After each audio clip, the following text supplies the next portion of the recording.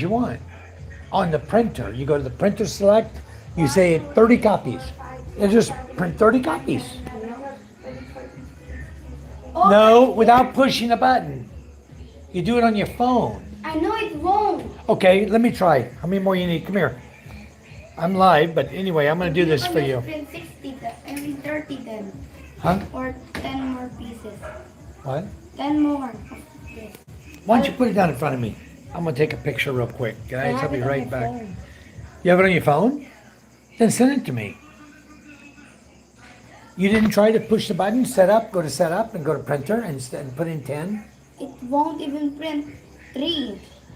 Really? Look. All right. Hello, Eric. How are you? Hello, Michael. Welcome. I printed 3. Okay, and then? Huh? See? Of this. You got the whole thing on your phone? Yep. I'm helping Micah for a second here. And what do you got? Okay. This. Go See? to... What? If I print 3, it goes out like that, the last one. Okay. Go to setup. Go to... Is it on your photos? Mm-hmm. Okay, good. Go. Go to setup. Okay. Just helping Micah real quick here, guys. She's trying to print these new Gcash records for Charm. I can't even figure out what Charm's doing here. She's actually basically putting down everybody's phone number. It's our new Gcash record for daily Gcash. She's keeping on this Gcash record now. I don't know why. What's going on with that? See? But, okay. 2, 3, 4, 5, 6, 6, 7, 8, 9, 10. Print. Boom. Okay. There you go. Let's see what it prints. I'll bet it prints 10. I bet it Okay. prints 2. Huh? It will print 2, Papa. 2? Yep. You got enough paper in there? Hmm? It'll print 10. No. I had like 40 papers in there. It only printed 2. 3 actually, but the third one was cut. Is it printing? Hmm? Okay, we'll see. All right. Go do what you got to do. It will So, print like anyway. this. Like this. The Okay, third well, one. we'll see. Hello, Luke. How are you, Luke? Hey, Eric. Michael says, went gigging last night. Pow Limited. Wow, very nice. That's awesome. David Jasmine Smith. Hello, Mike. Aloha. Hello. Are you in Hawaii, David? Hello, guys. Thanks for coming in. So anyway, I was just sitting around watching America's Got Talent. One of the shows they showed of some of the best auditions they had. Boy, those opera singers are really good on there. Amazing. Anyway, I was just relaxing tonight. So we've been working on the house today. Oh, you're just making breakfast. Nice. I actually was thinking of breakfast for dinner tonight. I haven't eaten yet. Haven't eaten dinner tonight. I just got a cold Red Horse sitting right over here. A 500 Red Horse sitting there. I just opened up, but I haven't eaten breakfast yet. Hello, Rebecca. I did post up a video of what was going on with the house and the progress we made. The master bedroom cement flooring is done. The kitchen cement flooring is done. The majority of the electrical is already in. What else is going on? So we have to start doing the finishing outside of the cement. We got most of the finishing inside done, just got a little bit left. And then we're gonna start doing the skim coat, the white skim coat. And I ordered 2 electric sanders today so we could electric sand the walls to make them smooth, like the walls of my house. The walls here are very, very smooth, and then we paint them. So we're gonna do that and make it very, very smooth. And then we'll figure out what color to paint it. We haven't decided yet. But Monday, I don't have a choice. Charm and I got to go back to Masbate. We got to pick up the door for the master bedroom. And we need to pick up whatever color we're going to paint that house inside and outside. So I have to make a decision on what color it's going to be. And no, I don't plan to make it matcha green, okay, and white. The answer to that is no. I don't like big, bold. I want mellow earth tone pictures. Hello, Scuba Dooba Doo. How are you? So, this is Traveler Flies. Okay, nice. Jasmine is your fiance. Nice, nice. Pegasa Rizal. Very nice, David. Traveler Flies. That's awesome. Thank you. So you got two channels. That's really cool. I have two channels also, but I never go to my other channel. I have a Camping in the Philippines is my other channel, but I never use it. So one of these days I'll do something with it. But I want to save that channel because one day I plan to do, if we can ever get settled down enough to be able to go do something like that. I want to start, excuse me, on Masbate Island, and I want to do a 10-day trip via boat and camping around the whole island of Masbate, including Ticao Island. I'm not going to probably go over to Burias Island. It's pretty far for my pump boat. It's probably would take me maybe, I don't know, 8 hours or more to get to Burias Island. It's pretty far out there. But I don't know. We'll see if we're going to do Burias Island. But there's a lot of those other small islands with sandbars and, just cool little places to go and visit. I'm thinking to do a 10-day camping trip. I know I'm going to get around to it. I'm going to say to it on it. When I get my round to it, I'm going to go do it. Anyway, yes. Hello, Becca. Silky Smooth, Mr. Zohan. Papa, look. Plasma Zombie. Hello, hello, Plasma Zombie. I don't do cats, buddy. I have a cat. He'll meow for you. Anyway, yeah, that's going to be some cool videos. That's going to be take a bunch of people with me. Maybe you, Rebecca. Maybe you'll be here. Maybe you'll be one of the participants. And basically, what we're going to do is we're going to do tent camping and resort hopping. So it's going to be a combination. We're not going to put ourselves out there to where we're suffering. We're going to enjoy life. And so we're going to enjoy the best of what Masbate has to offer and do some camping and exploring and just enjoy life. Have a good time. I watched your other channel when YouTube banned you. Pew pew. Yeah. So anyway, we'll probably do something with that channel. Right now I haven't been doing anything with it. So yeah, boat camping, aka blow aiding. It'll be fun. So that'd be cool, Rebecca. You can cook for everybody. We'll bring a camp stove or a cook stove, like a 2-burner stove and a gasol and pot spans, things we need. Put them on the boat, carry them with us. It'll be a full camping trip. It'd be fun. We'll do ooling, barbecue pits, fire rings, whatever, roast marshmallows, hot dogs, and chicken, and whatever we want to do. We'll go catch fish. The plan would be to maybe take a couple sections of net with us. We can drop some net in the ocean and pull it in and see if we can eat in it. Fish for dinner, like that. So it'll be a lot of fun. Just go jigging for fish, and we'll see what we do. You just whatever for everybody. That's what we do. So it'll be fun. That sounds like a really cool adventure for passengers already, and we can take the Queen Charm boat, which is a fishing boat, but it's always ready to go for passengers. Okay, we have room on it for passengers, luggage, everything.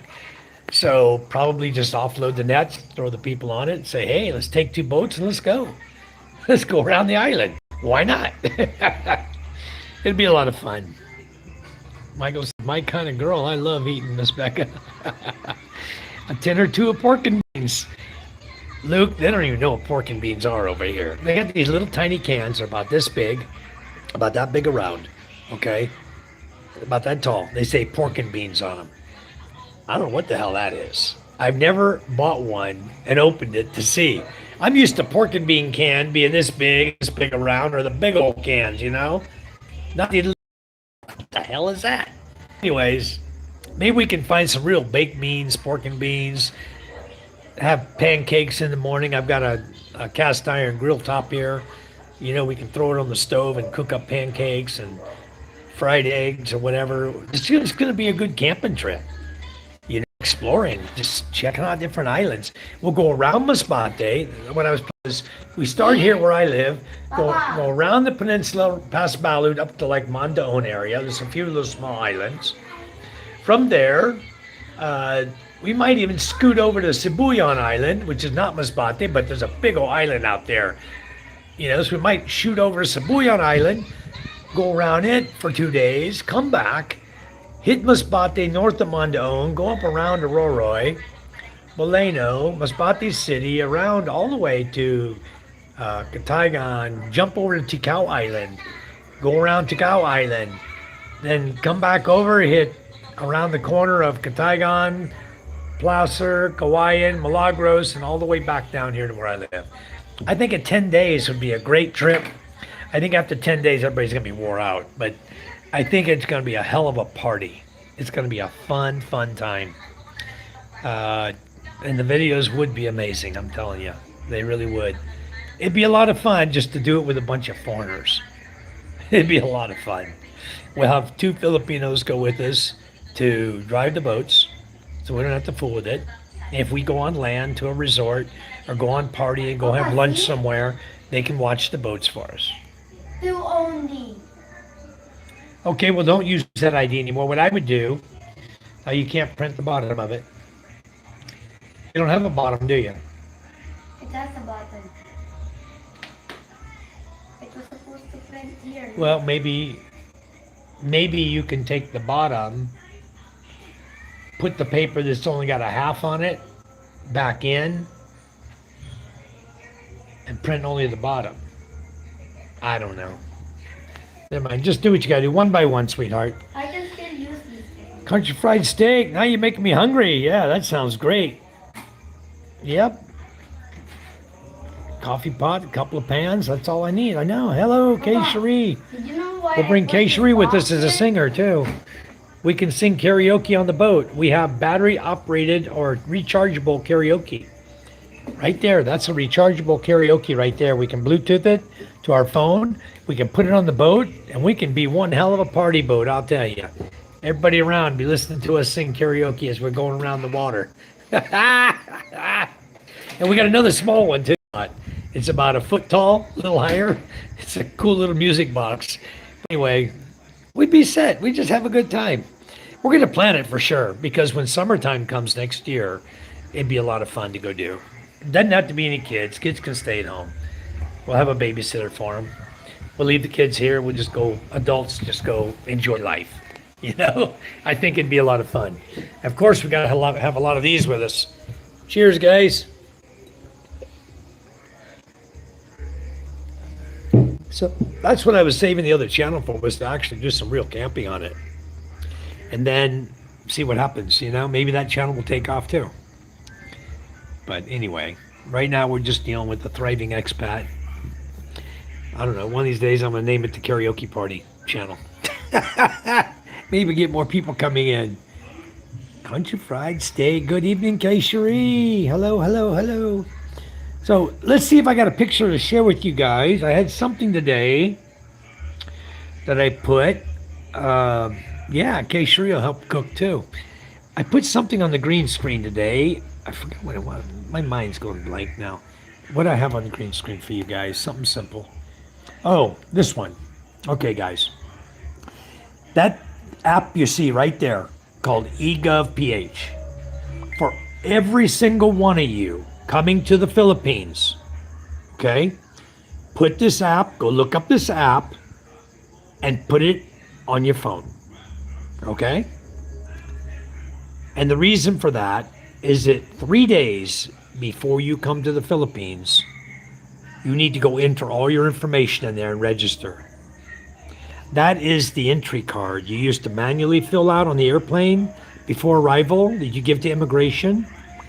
Now, you must do it online. If you don't do it, immigration is not going to entertain you.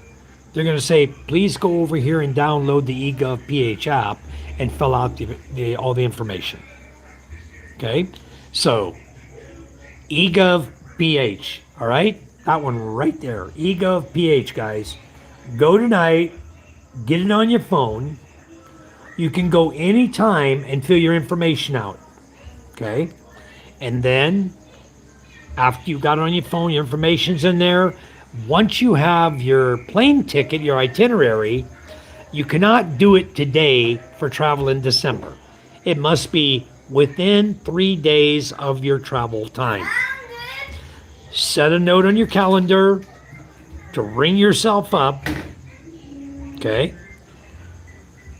What? I found it. It's no good. Go put it back. It's dead. It was in my drawer. The motherboard's no good. I had it checked out already. The motherboard's no good, sweetie. Go put it in the drawer in my bedroom, in the white drawer. So anyway, you can't do it now. You can't do it 5 days before you travel. It can only be done 3 days before you travel. It must be done. So if you guys tell me when you're traveling, I'll put it on my calendar so I can remind you also. You put it on your calendar. So you'll remind her one of the last things you're going to do before you get on the plane.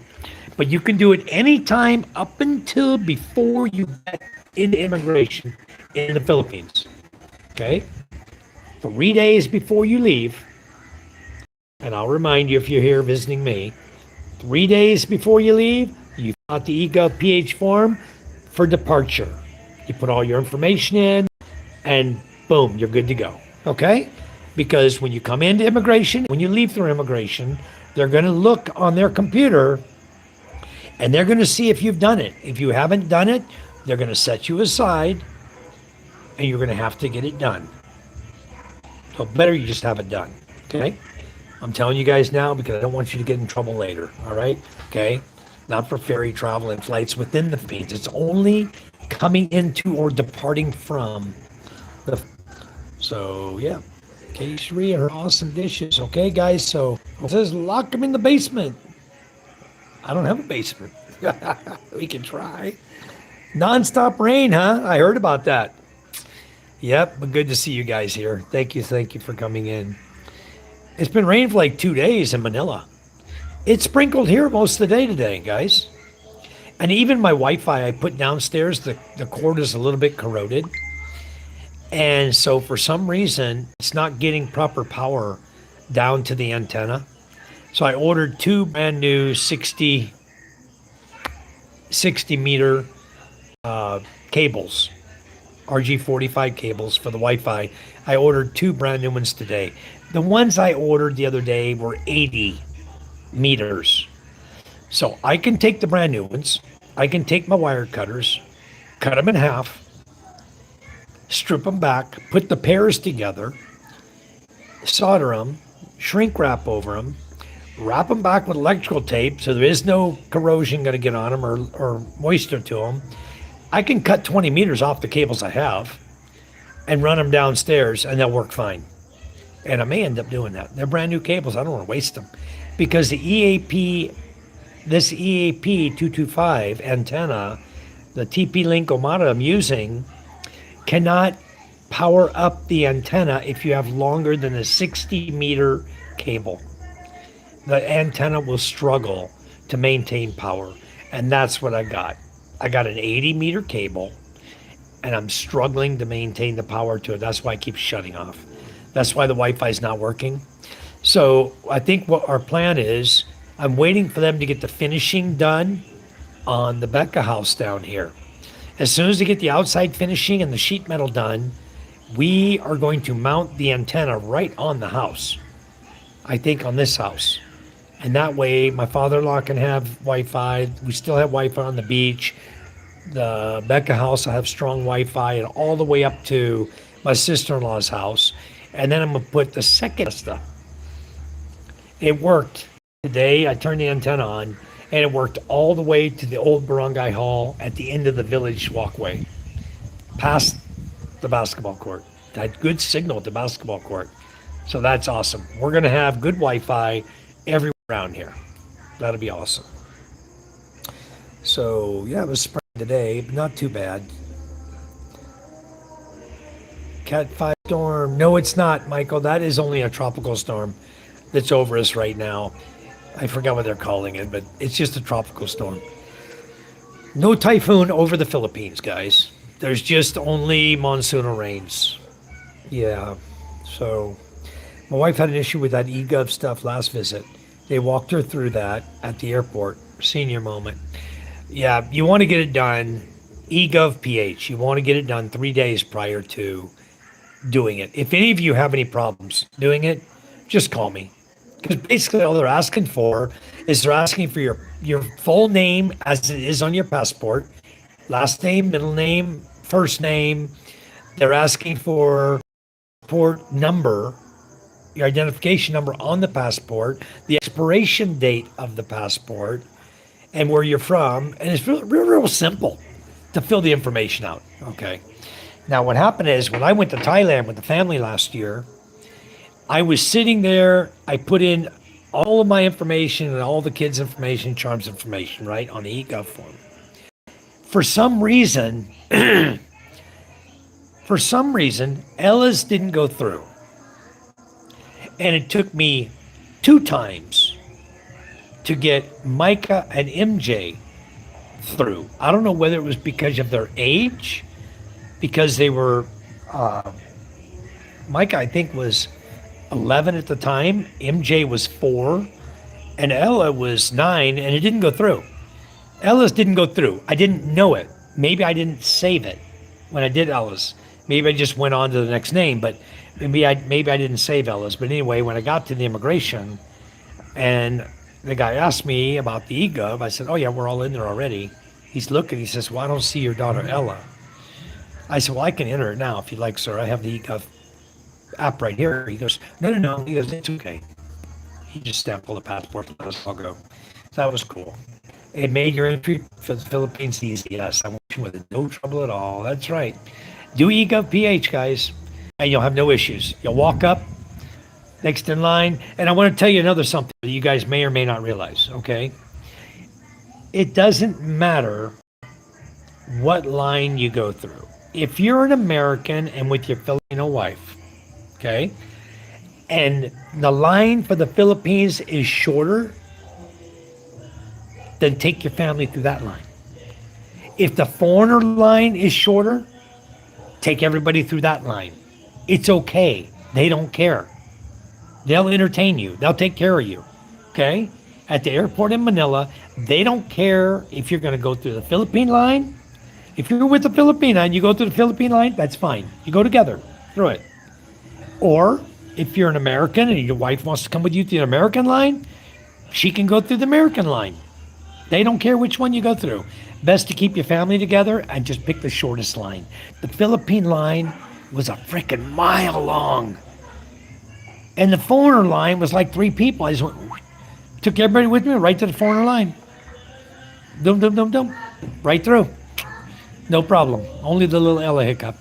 But yeah, you guys, just remember that when you're going through the airport. Just because your wife is Filipina doesn't mean she's got to use the Filipina line and you got to use the foreigner line. Okay? You're both allowed to use the same line at the airport. All right. That'll make your life easier too.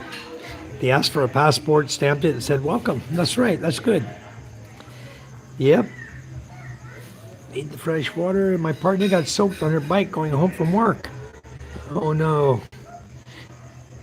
Mike has been riding her bike to school. And she asked me today to put the battery in the quad. I didn't record it, but I put it in the quad. I turned the switch on. I got nothing. Dead bat. I think the battery's charged. I think the little electric switch I'm using is already corroded from the rain.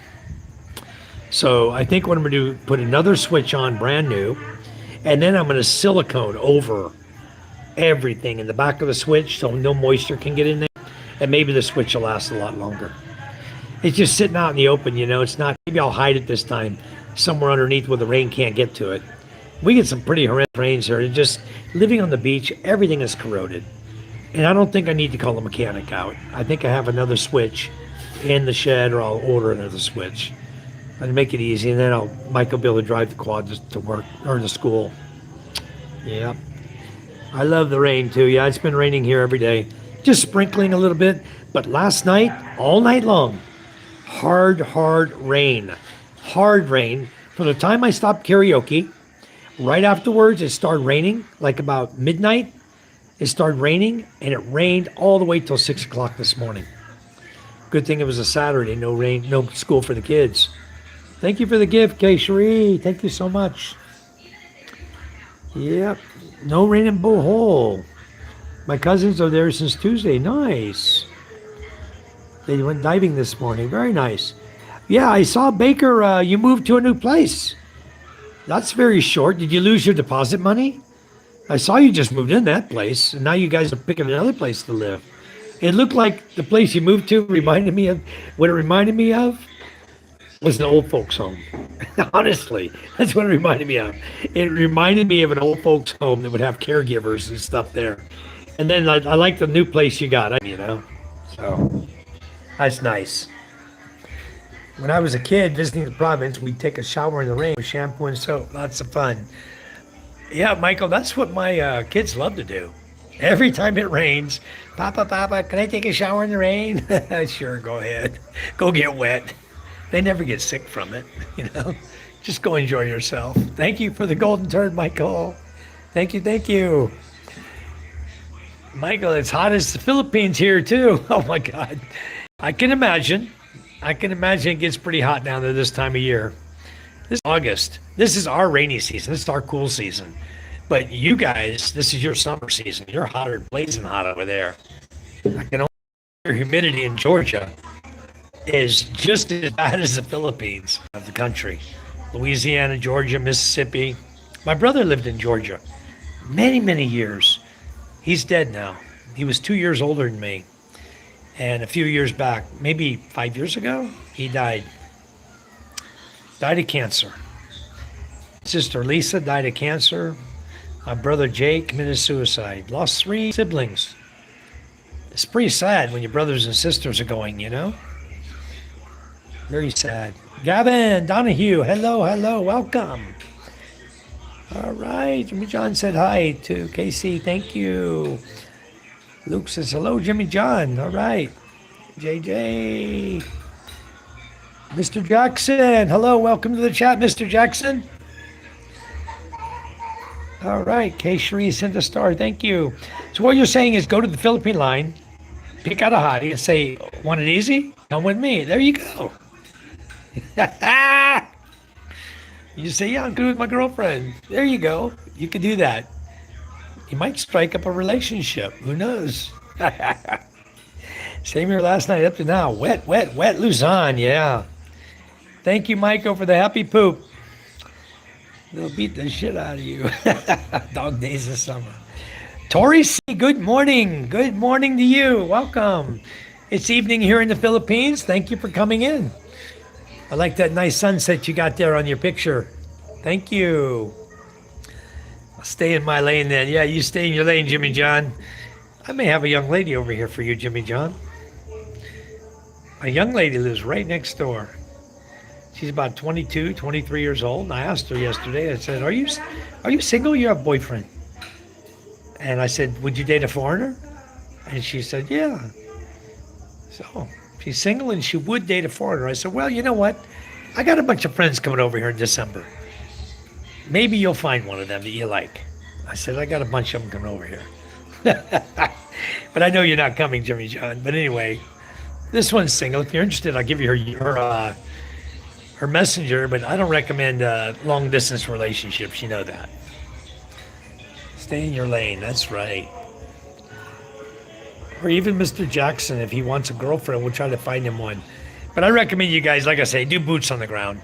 I mean, I could hook you up with people all day long, but even like the beautiful lady I hooked up with, Josh Wilson, beautiful lady. And then her schedule, she's working at Cebuana. Her schedule was so busy in the daytime she couldn't chat. And at night she's doing her own thing, and it was like total incompatibility. If she'd wanted or was serious about it, she would have made the time. Because Josh is a hell of a guy, a great catch. And she would have made the time, but she didn't want to make the time.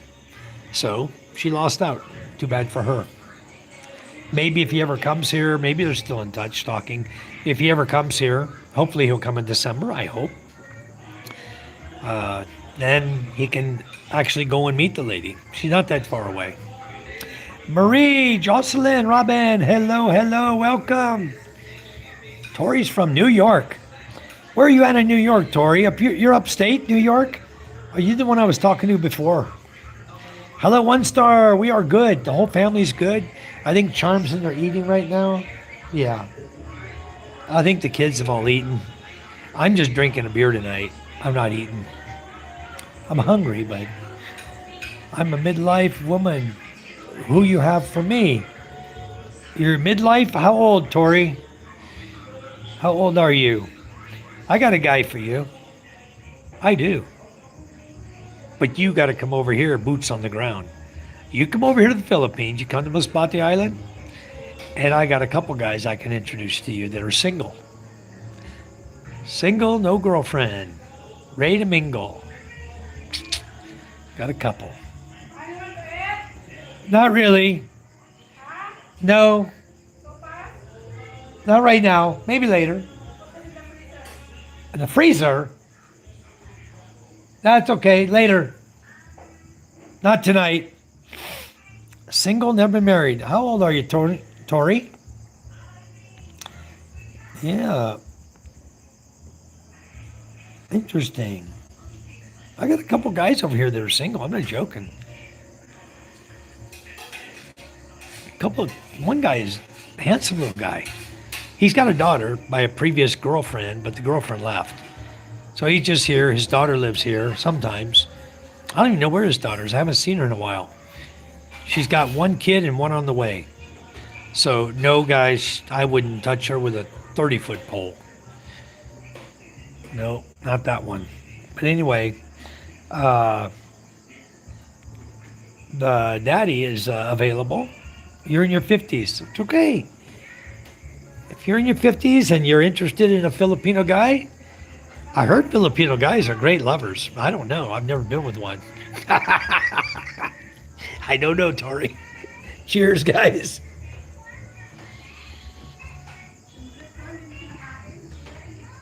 Miss Jackson by Outcast. All right. Don't skip dinner. I need to skip a few meals. Got a big old tummy here. I heard they busted an overstay on Bill Around the other day. I think he was American. Goes to show you, if they get the little ass Bill Around, they can get you anywhere. Yep, 1 star. You want to see this? Let me show you this. Another picture I was going to show you guys. Bam! There he is. Raymond Siegfried Winkler. I don't know where he was from, but he just got busted for overstaying. Pursuant Section 67, A7 of PIA 1940. He is screwed. So now he got busted for overstay. Maybe he was going to the airport. Maybe he was trying to get the hell out of town. You know? But he didn't quite make it out of town, did he? He made it to Taguig jail. Now he's got to pay for his crime of overstay. If he can't pay the fine, he's blacklisted forever. And in this case, since they arrested him, he's going to be blacklisted forever. And guess who we got right over here in our village?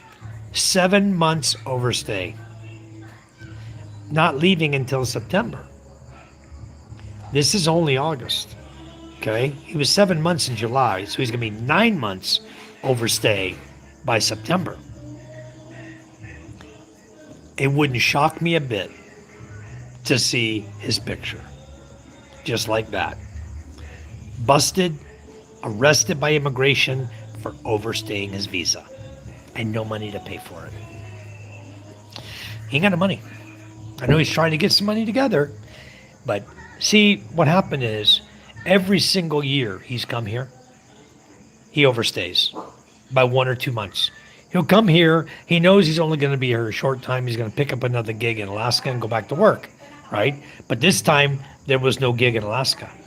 They said, sorry, we don't have a job for you right now. Maybe in September. So he continued. He didn't go to immigration, just continued with the overstay. Not giving a shit, thumbing his nose up at the immigration. I told him many times, go take care of your immigration. Don't overstay. I told him this months and months. I've been telling him. You know what? I'm a babysitter. If they arrest you now, tough shit on you. Because you've been warned and you disregarded it. So if they arrest you and blacklist you out of this country forever, you never can come back to see Rosalind. Guess what? There's probably about 20 guys in line that would date Rosalind right now. She's a good woman. And he's just going to lose out. He's going to lose out because he's a stupid guy. So he's the guy that was coming in here, Keshri, that day, asking you if you would date a foreigner, how old of a foreigner would you date, blah, blah, blah. He was drunk off his ass, trying to flirt around behind Rosalind's back with you. He was the one. And I kicked him out of my freaking channel. That's the same guy whose overstay will have about 9 months tacked onto his bill if they let him slide. But I don't think they're going to let him slide. They're not letting people slide anymore.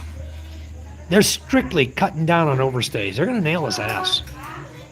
I don't care. It's not my business. What's hurt again? Well, then go rub it. Why? Go put pow on it. But it's hurt. What do you want me to do? Rub it?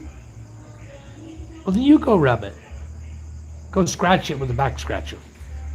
Okay? I said it hurt. Okay, go eat a banana. Eat a banana. Go eat a banana. That'll help. Yeah. No. Yes, it will. Go eat a banana. It'll help you. Look. Uh-huh. Go eat a banana, son. That'll help you. Yep, 1 star, they got him. Sad, but you know, these guys come here and they think that they can just do whatever the hell they want in this country. Like the 2 guys, they were just in the airport. Two foreigners in the airport fist fighting each other. You think they're going to put up with that shit? They're going to write them right on the blacklist and kick them the hell out of the country forever. They're never going to let them come back in here. Those 2 guys that just got busted for fist fighting, that were fighting in AIA 3, Terminal 3. I guarantee you, they may have got on their plane, or they may not have got on their plane yet. Maybe it's under investigation. What's going on? They're probably both sitting in jail, wishing they hadn't gone to fisticuffs with each other. So those guys are screwed too. The Philippines is not taking bullshit anymore, guys. They've already dealt with the drunks coming in. They dealt with the perverts in this country. They've been kicking people out left and right. Just like old Scotty boy, the regular guy. He's going to be gone soon. The other freaking clown that shipped out going to Thailand from Czechoslovakia, whatever freaking that. I forgot what his name is now. Anyway, doesn't matter. The guy's a freaking clown. Over here, he was always screwing around with all the girls, talking crap, calling them monkeys, and calling all kinds of nasty stuff. And you know what? They finally caught his ass. Boom, gone. One by one, they're kicking him out. I think the sick grandpa, I don't think he's here anymore. I think he left the country. That's what I heard. He left the country. I don't know yet. I haven't watched his channel in forever. But after I called him a pig face, he looked like a bad boy face. He was talking crap about me on his channel. So I turned around and talked crap about him. And I think now he left the country. So anyway, one by one, they're getting out of here. They're catching them, getting them out of here. You know who I want to see get kicked out of this country? There's a guy called Trike Patrol. And now he's moved into Facebook. He's going on Facebook and sharing his little skits where he's meeting the girls. Okay. Hey, you know, I might have a job for you. You know, you come back to my place. Let's go get in my trike. We'll go back to my place and do an audition, you know. It's all BS. It's all set up. All he's doing is screwing with whores, with hookers, you know, streetwalkers, and taking them back and making videos of them, posting it on X videos. If you look at Pornhub or X videos, you look up Trike Patrol, that's the guy. Okay. I want to see that's the girls here. Paying the girls, different girls, porn, the streetwalker girls, hard up for money. He'll offer them $100, you know, which that's 6,100 pesos to go do nasty things with him. There's some sick guys in this country. I didn't have any children. All right, good. Well, he's got one daughter. She's a teenager. She's 20-something, 21. And she has one child and another one on the way. But he's a single guy. You know, he's a little fisherman. He don't have a lot of money. Works when he can. He has a fisher. He's a fisherman here. He can catch a fresh fish. He'll treat you like a queen, you know, but he don't have a lot of money. So you'll be like a lot of the guys coming here to help to support their Filipino girlfriends. You know, if you have a little money, you'll be supporting him more than likely. Like Trump, 100%. He's a damn good president. You know what? He's probably the best president we've had in a very long time. So he's for the people, and I truly believe that he's done a lot for the people, everything he can, trying to return the power to people, cut regulations, and do a lot of things to make America strong again. And you know what? He's doing a damn fine job of it. He did what no other president would do. He faced up to Iran. He stuck it right in their face, didn't he? If you ask me, he's a good guy. Now, I had one of my Australians was always shooting me these little memes about Trump. And I told him, I said, I like Trump. Stop sending me this crap on Messenger. Oh, you choose him? I go, you're damn right. I'll choose him over you. If you want to send nasty things about the President of the United States and you're an Australian, you got no right to talk nasty about the President of the United States. But if you want to, I'll dump your ass. In a heartbeat. I'll just block you real quick on Facebook. So I think he got the message. I think it'll stop now. So I'll block his ass. I don't give a damn. He comes in here. His name's Alistair Short. You guys have seen him coming here. He come in here. He wants to talk crap about Trump on my Messenger. And you know what? I don't put up with that. Because Harold, yes, I do like him. I think he's a damn good president. I think he's doing something for America. And he's trying to give the money back to the people. He's trying to help everyone. So, I know. What's your 7 peso, one ice. One ice. Hey, Tori says, you know, in New York, we're about our business, making money, moving things around, like you said. Yeah, that's my business here, too. I just move money. My business in the Philippines that I developed, I use products. I sell products from the USA, from England, Canada, France, Italy. I bring them here and I sell in the Philippines. That's my business. I built that business. So it's about business, making money, moving things around. Yep. One star says, that's him. Yep, that's the guy. That's the guy that got booted. Oh, he's getting booted. He ain't booted yet. Not till he pays his fines. Until they put the deportation papers up for him, deporting him. So he's still got a little bit of time to spend in some jail. He'll be spending time in jail, and it ain't fun. He'll probably end up spending about 4 months in Taguig jail. And Taguig jail, you don't want to spend 4 months there. Yep. So anyway, things are going to happen. All right. Okay, Tori's just being nice, Michael.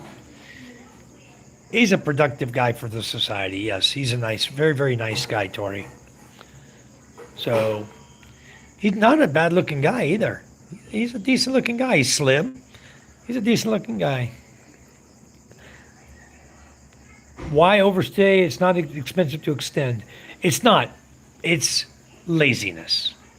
You can't take your happy ass on a tricycle, take a ferry, another van, tricycle, go to immigration, and then repeat the process coming back because you don't want to spend the money to do it, and you're lazy. So if you get caught, tough crap. I never missed one day of immigration. I've never been late the entire time I've been in this country. 15 years, I've never missed on anything. And to see these guys come over here and think they can just abuse the system and overstay as long as they want, and that they can just go to the airport, pay their fine, and go out of the country, it ain't happening anymore, guys. It's not happening anymore. You go into immigration, oh, you're 7 months overstay. Hey, immigration officer, come here and arrest this guy. Put him in jail until we figure out why he overstayed 7, 8 months, 9 months. You're going to jail. Then they'll make you pay the fine, and they process the blacklist deportation paper. You ain't never, ever coming back to the Philippines again. Never. Is it worth it? The guy's got a 10-year-old or 11-year-old son in Subic. He's dating Roslyn over here. Now, chances are in September when he goes to immigration, money in hand or not, to pay his fine, they're not going to give a damn. They're going to say you willfully overstayed your visa. Therefore, we're placing you under arrest, sir. And he's going to have the same little placard like that, holding it sideways, looking stupid, like a frickin' dumbass that didn't go to frickin' immigration when he should have. Even when I told him many times, go, go, go. I told him to go. How many times? You know what? I am not your frickin' babysitter, and he don't want to go? Tough shit on him. Reap your own rewards. You made the bed that you're going to lie in. I'm not lying in it. Yep. Look at your Netflix blow. You should say new season coming soon.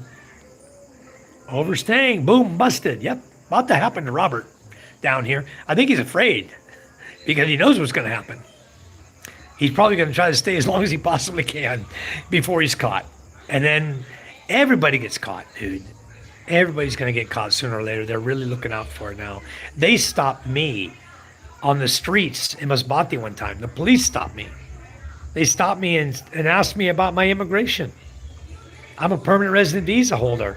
Charm carries my card in her wallet. I don't carry my card with me, but I have a picture of it. And I had to fill out a questionnaire. They said, sir, can you mind filling out this questionnaire? And then one time I was on another trip coming from Pilar through to Masbate. So these guys that think they can get away with it, they're going to get caught. It's just a matter of time. That's that show. Boss Hog Trip was funny. Yeah, all right. Always sunny in Philadelphia, Luke says. So you only did 4 million things today, not 5. Better go finish one more so you can eat dinner. No, all I did today was I looked at the house like 3 times. I went down, looked at the beach, right? I hooked up the Wi-Fi antenna, got it working, then it quit working. Unplugged it up here, plugged it back in, got it working again, and it quit working. So we took the Starlink Mini down so they can use that again tonight. Wrapped it in plastic, put it outside, ran the power cord in the house so they can have Wi-Fi down there all night tonight. And then I walked up, my last video I just made, I walked up to the garden, through the backyard to the garden, checked the house, then walked up to the garden, checked the garden to make sure the plants didn't get flattened by the hard rain last night. It was hard rain. And everything's doing great. And then I came back in the house and I noticed that all the mineral water containers are empty. So Charm just spent 30 minutes cleaning all the containers. So tomorrow I'm going to spend 12 hours filling them all up with water. Starting early in the morning, I'm going to turn it on, set my alarm. It's 52 minutes per container. I'll just set the timer for 52 minutes. When it goes off, I'll go and move the hose over to the next one. I'll just doop, doop, doop, doop for 12 hours. I need to do that tomorrow. Get all the containers filled back up. Damn it, that's a lot of containers. So yeah, I had the first 2 seasons on DVD. All right, no problem. Super funny. Countries all across the world have become more strict, yes, and the Philippines is no exception. When the United States of America is kicking Filipinos out for being overstays and TNT, those guys that snuck into the country, they're catching them and kicking them out. You think the Philippines is not going to reciprocate? Of course they are. They're a proud, noble nation. We're a proud, noble nation here, okay? They're not going to take somebody doing that to them without them doing it back to their country. So the people here that are overstaying, here, UK, Canada, any places, any of the countries, anybody overstays and gets caught, they're going to set it down and deport them. I guarantee you. So they should have paid attention and not overstayed. Yep. It is funny, K-Shree, but I don't know your sense of humor. Some you may find disgusting or even wrong, but if you're like me in 1 star, then you'll love it. All right. All right. Luke deleted the message. Yeah. Mildly overweight. How old are you? All right. How old is that guy? 6? Luke Rhodes says 1 star, maybe certain episodes she may not like. They do go crazy on that show. She likes sarcasm jokes. All right. Yeah, that's him, 1 star, pro-life traveler. Hello, Kay Cherie. Thanks for the star. Thank you. Twisted humor. But it's the screwing each other over and other things you may not like. Give it a go. See if you like it. Worth a shot. I think regular guy is headed to Cambodia. Possibly. As long as he gets the hell out of the Philippines and leaves the women here alone, let him go to Cambodia. Let him go to another country. Sooner or later, they're going to kick him out of there too. You know, he'll go to Thailand and get kicked out. Thailand now doesn't allow very long visas anymore. They're getting really strict on the length of visa there. They want you to have the right visa or get the hell out. If you're on a tourist visa, come in, do your time, get the hell out. I think they're getting tired of their women being exploited also. Yep. So, is it U.S. comedy? I don't know if it's available on Netflix. Rebecca said, sick. Jose, like 21. Thank you, Jose. Thanks for the like. Twisted humor. My partner cheats. She uses my Netflix, so she gets all my shows. Try a few episodes if you can get it there, Kay Cherie. You know, I don't even watch Netflix. You know why I don't watch Netflix? Because the first lady, the gay one, Obama's wife, is part owner of Netflix. That's what I heard. So I don't watch Netflix at all. I'm not going to support that family in any way, shape, or form. They go into the White House where his salary, let's say his salary is $400,000 a year. Okay. They go in worth $2 million and they come out and they buy a mansion worth $12 million. Where did all this money come from? You don't make that on president's salary. Where did all the freaking money come from that Obama went away and bought a mansion when they walked out of the White House? You think they accumulated that money somehow? Corrupt politicians, you know?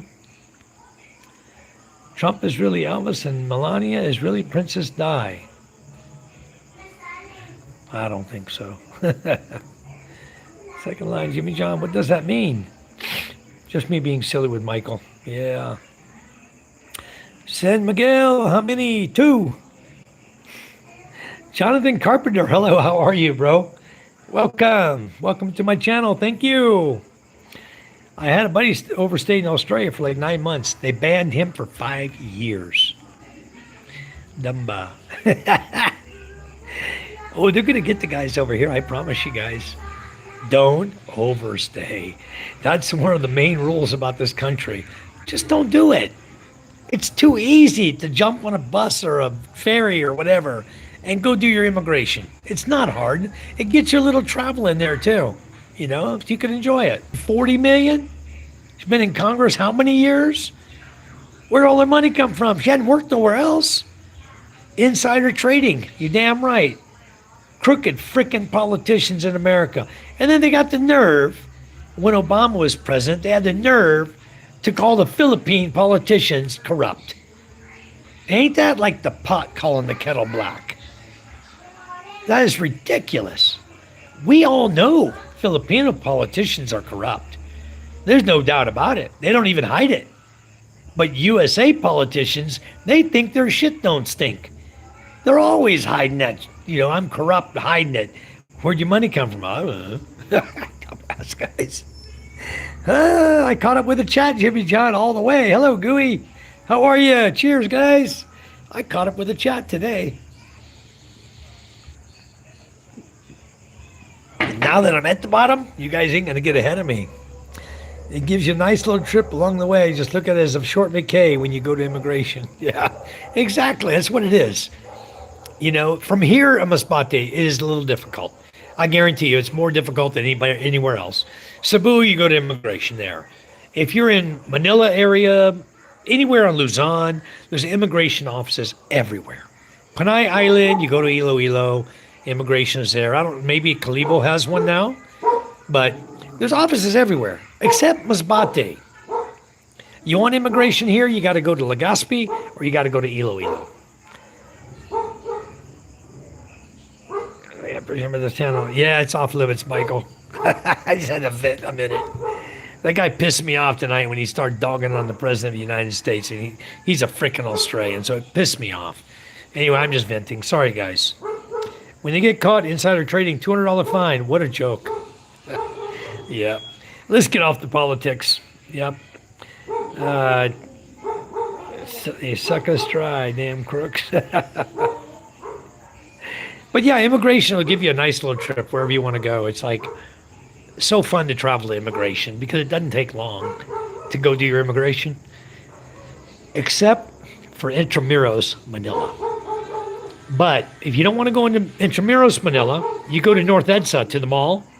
There's many, many malls that allow you to do immigration. But you can go to North EDSA, 10 minutes. You walk in the door, 10 minutes, you walk out, you're done. Immigration done. So fast. Same with Legazpi. Same way. There's never anybody there in Legazpi.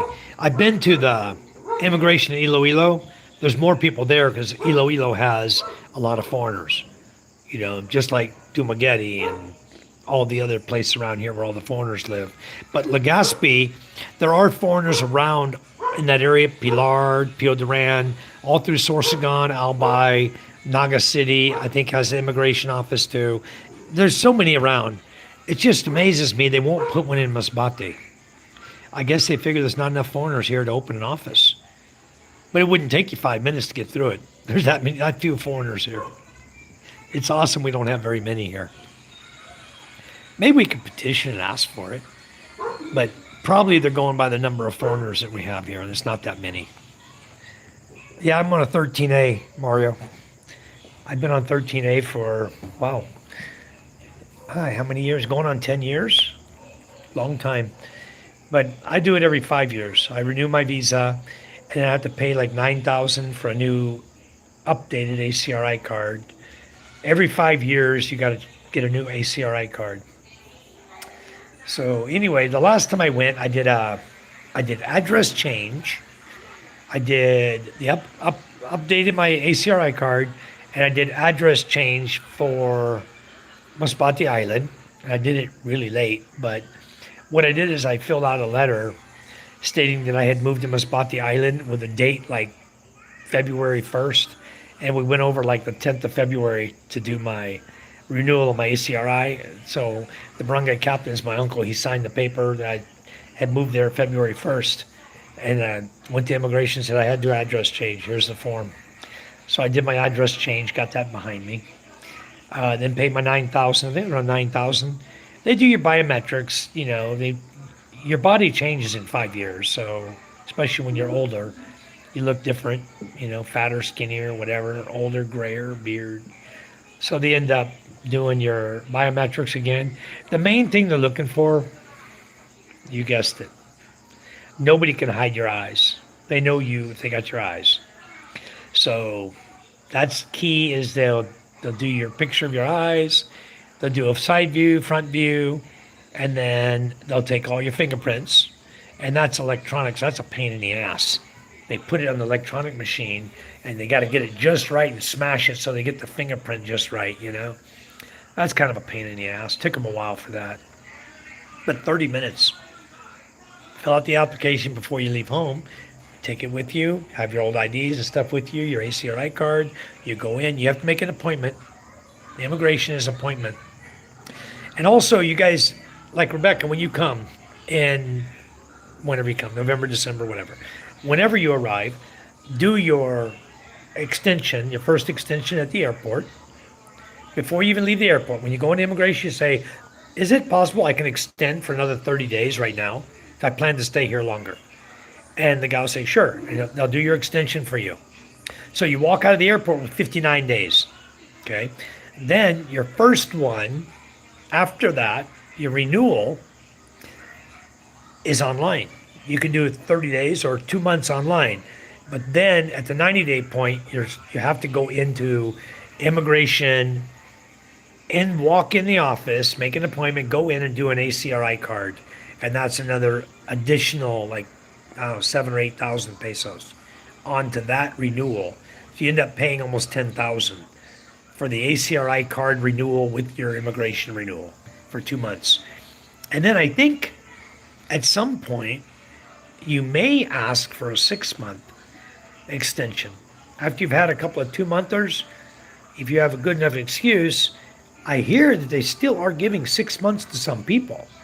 I don't know the circumstances of that, but that, and then possibly look at the SRRV, your retirement visa, to live here in country. But that's quite a chunk of change. That's like $15,000 or $20,000 deposit into a bank account, or like buy a condo or something like that. You know, you have to buy a condo or a large investment, put money in the bank, whatever, to get the SRV. I don't even know all the ins and outs of SRV because I don't study it, because I'm not going to change my visa.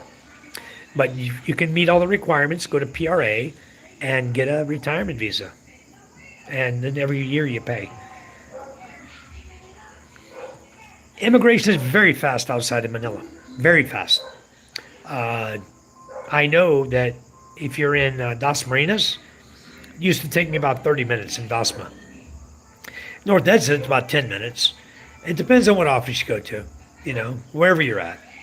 You find an office, there's 2 or 3 all over. Everywhere you look, there's an immigration office you can go to around Luzon. But when you come over to islands like mine or in Cebu, there's probably several in Cebu also. There's a lot of foreigners live in Cebu. So you can look all those up. Wherever you go, you can look them all up. I haven't looked them all up. All right, you'll be on a 13A. Nice, Mario. I appreciate the guidance. Yep, we'll make sure you're okay. Jeff Babs, I think the ACR is at the 59-day MRK in person only. Okay, so on your, if you walk through the airport, you don't get a renewal. Then your next renewal you get for 2 months, you've got to get the ACRI card. Okay, I think that's what happened with PK. He did not do the renewal in the airport for the 50 to get to the 59-day point. So he came here with only 29 days. Then he had to go to immigration and take care of that and apply for the ACRI card. So that's what he did. And then he, for some reason in his mind, he had it determined he was going to get his ACRI card the same day. And I kept telling him, I don't think that's possible. ACRI cards are done in Manila. They're not done in Legazpi. So they'll put your application in, take your photo, everything, submit it to Manila. They print the cards in Manila. Then they got to send it back to Legazpi for you to go pick up. So it's like a 2-week time period. But I kept trying to tell him, you're not going to get it the same day. Oh, yeah, Google says I will. Everybody I talk to says I get it the same day. Okay. He's the same guy that finishes every sentence before I even open my mouth. So, you know it all. Okay, go on. And then, lo and behold, no, you don't get your ACRI card the same day. Oh, so Mike was telling the truth. Oh, freaking guys. No immigration on Masbate. That sucks. Beautiful Earth, hello. You can do the first extension, 29 to 59 online. There you go. So you come in at 29, extend to 59 online. Then you go do your ACRI card to take you to day 90 or 120, because you can do 2 months extension. At that point, you get your ACRI card. That'll take you out to 120 days. And then you can do 2-month renewals. I don't know if they give 6-month or not anymore. Will PK stay till September? I don't know when he's leaving. I don't know what his schedule is. Okay, Sri, honestly. He's at Antique right now. Probably he's got to come back here to go to Legazpi to get his ACRI card. He wants to pick up his fishing gear. I got about 11 packages here that he orders stuff on Shopee for him to pick up. And then he's going to go back over to Antique and spend some more time, maybe a month over there. So, and then I don't know what he's doing. I honestly have no idea. That's all I know about him. Told you everything I know. I don't track him, keep up with him. I saw a few posts he does online. I think before he leaves Antique, he's going to be in love again. Honestly, he's one of those kind of guys. So, 120 is online. Nice. So then from 120 out until the end of the year, you should be able to do it online, right, Jeff? Yep, you're welcome. I don't know where he'll be in September. I don't know even where he'll be in December. He may be back in the USA by then because I know he mentioned he's going to go back home, wrap up everything back home, and then come back to the Philippines is his plan. So, and then I don't even know where he's going to live. The captain's cabin at some point might become open because he may move over to Antique, you know? I don't think he knows at all. I don't think he thinks. Wait, let me read that quick. Mike, I don't think he thinks he knows it all. Neurodivergent people do that, not meaning for it to come across that way. Hey, not Jethro. Yeah, Rebecca, probably true. But he seemed to answer everything I talk about he has an answer or cuts you off when you're talking about anything. So I figure he must know it all. I just quit talking. I do one or two sentences, and by the time he's cut me on the second sentence, I just stop talking. I got to go. Talk to you later. Michael, I believe everything you say except when you try to guess your fishing haul. You always say, I think it's 11 or 12, 13, 18, maybe 20, 22 kilos. I don't know any more than you guys know. Because we're not consistently going to the same place. And the fish are never consistent here. When you drop those nets on the bottom of the ocean, you have no clue if you're going to catch shrimp, crab, no fish, 10 fish, 100 fish. You have no idea. No clue what's out there. You can't see down the bottom of the ocean. My father doesn't use a fish finder. I have some nice fish finder here. I have a really nice one that Scott gave me. I'm going to put that on the MJ boat. And if we take the Queen Charm, it's got a fish finder on it. We'll take the MJ boat, it'll have a fish finder on it. And we'll be able to find some fish for dinner to go jigging fish or fishing for fish when we're out there traveling on a camping trip. That would be a lot of fun. Yep. Mike, what's the alternative chlorine and bleach to treat pool water? You want an ionization, ozonation, and in my opinion, the pH pure, which actually gives, it injects carbon dioxide into the water, circulating water, and it balances the pH using carbon dioxide instead of using acid. Instead of using muriatic acid to balance pH, you can do that with pH pure, which is another unit we sell. So we do without doing chlorine. You initially shock the pool with chlorine or pool shock, which is chlorine. And then you turn on your ionizers, your ozonator, and that will purify your water for you. So we have really 3 units on a small pool. For example, you'd use we have a unit you can use. It's a combination for up to 50,000 gallons. It's a RC50. That will actually has a scale blaster built into it. So it will prevent scale from forming in your pool as well. And I know it works. I've seen it on commercial pools. I've seen it work in a lot of pools, in a lot of areas.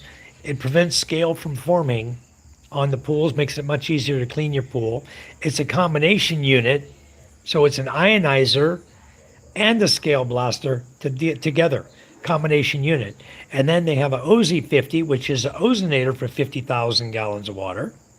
You install the ozonator with the ionizer and a combination scale blaster, and then if you install the pH pure, you got a perfect pool system. You don't have to worry about it. Once you get it balanced, get the pH balanced, it maintains it for you. The only thing you got to do is refill the carbon dioxide gas tank when it runs low, when it gets empty. It'll indicate to you that you have no gas, and then you go replace it. Carbon dioxide is not that expensive to buy. So that's the alternatives. After 180, you need ECC to leave. Yep, good to travel then. All right. Well, I didn't leave. I did like 3 years. And then I got my ECC. I went to immigration 2 weeks prior to travel. I went to immigration and applied for the ECC. And then you get that to do your biometrics. Is basically all they're doing. You apply for an ECC and you get it. And then you have your ticket. You fly out of country. You stay gone for 24 hours, which In most cases, you're not going to get a flight back within 24 hours anyway. If you're going to fly to Malaysia or Singapore or Bali or anywhere you go, Indonesia, Taiwan, anywhere you want to go, right? Anywhere you fly, why would you only go for an overnighter and come back? Go there and enjoy a vacation. Spend 4 or 5 days and then come back. And always remember, if you're coming back, you need an outgoing ticket. So go to that outgoingticket.com or whatever the site is, pay your $15, get your itinerary with outgoing ticket. It's a throwaway ticket, we call it. You pay like $15, $12, whatever for it, right? They give you a ticket, itinerary, that shows up on the computer that that's the day you're leaving. If they do research on it, it'll show you're leaving that day, even though you're not going to use it. And you fly back to this country. And then you do another 3 years, 36 months, repeat, immigration, keep doing it. And then leave the country for another 24 hours. Come back again, do another 3 years. That's the way you do it. If you're married, you can fly out with your wife or your husband. You can fly out of the country, go every year. You fly out like to Malaysia. You come back, they give you a 1-year stamp. But your husband or wife has to be with you. When you fly back in, balikbayan stamp, 1 year. Don't have to go to immigration at all for a year. And then if you don't fly out, okay, it'll revert to tourist. You got to go every 2 months. If you fly out again and come back again, you got another balikbayan stamp. So it's another full year without going to immigration. So being married does have its advantages. If you're doing balikbayan, you don't pay travel tax. Okay? You don't have to pay the ECC, exit clearance. All you got to do is buy your ticket and go and come back with your wife. Balikbayan is nice. So, yep, but you got to be married for that. Yeah, everyone can learn from their own mistakes. That's the way I leave them.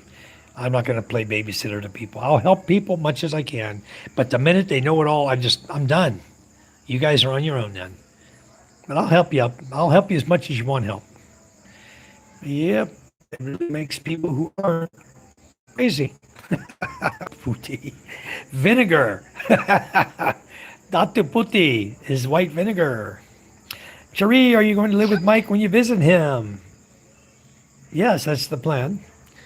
She'll be staying here, not Jethro. We have room for her here. God's country, says Jimmy. Rebecca, right? 10-day immigration trip. Yeah, there you go. Immigration is fun. It's a vacation, you know? Go get it done, get it over with. I would never want to get married for documents. Yeah, you don't marry for that. You marry if you're interested in being with somebody, you know? You find them attractive. You like the way they act, the way they are.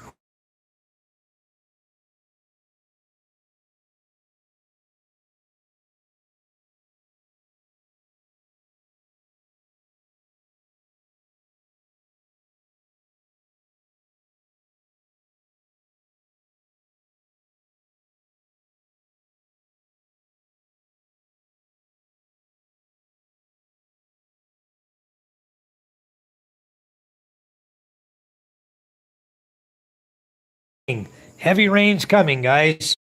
To Palawan, Aklan. I don't know if that's Aklan Panay.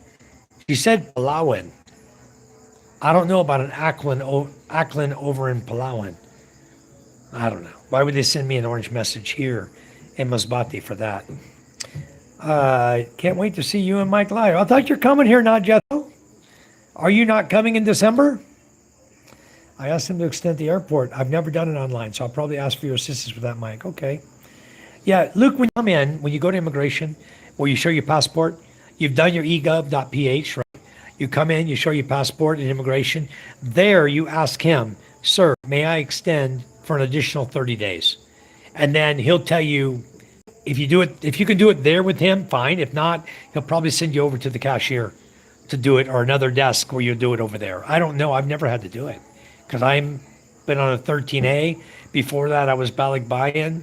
You know, I haven't done the monthly immigration for many years. So yeah, do your extension at the airport. You're welcome, Rebecca. All the time. You guys need help, just let me know. I'll help you guys. till you understand it fully. You should come visit with my partner when she comes to the UK. We can all go Devon together. Nice. Have to check the requirements. It is absolutely beautiful there. I'll give you that. But layback life is where you is at. The Philippines is so much better than the UK. Better than the USA too. Cheers, guys. You guys got ahead of me by like 5 minutes. I'm catching up with the chat now. That's good. If you guys haven't given us a like, please do so. Please subscribe if you haven't, guys. I much appreciate it. I'd like to pick up a few more subscribers. I just can't believe it. My channel is as slow as it is for subscribers. But I look at it and said, well, at least I have you folks. You guys are quality. You know? I don't have a bunch of trolls coming in subscribing like they do to a lot of channels. And then they pull their subscription. So your numbers go like this, up and down and up and down and up and down.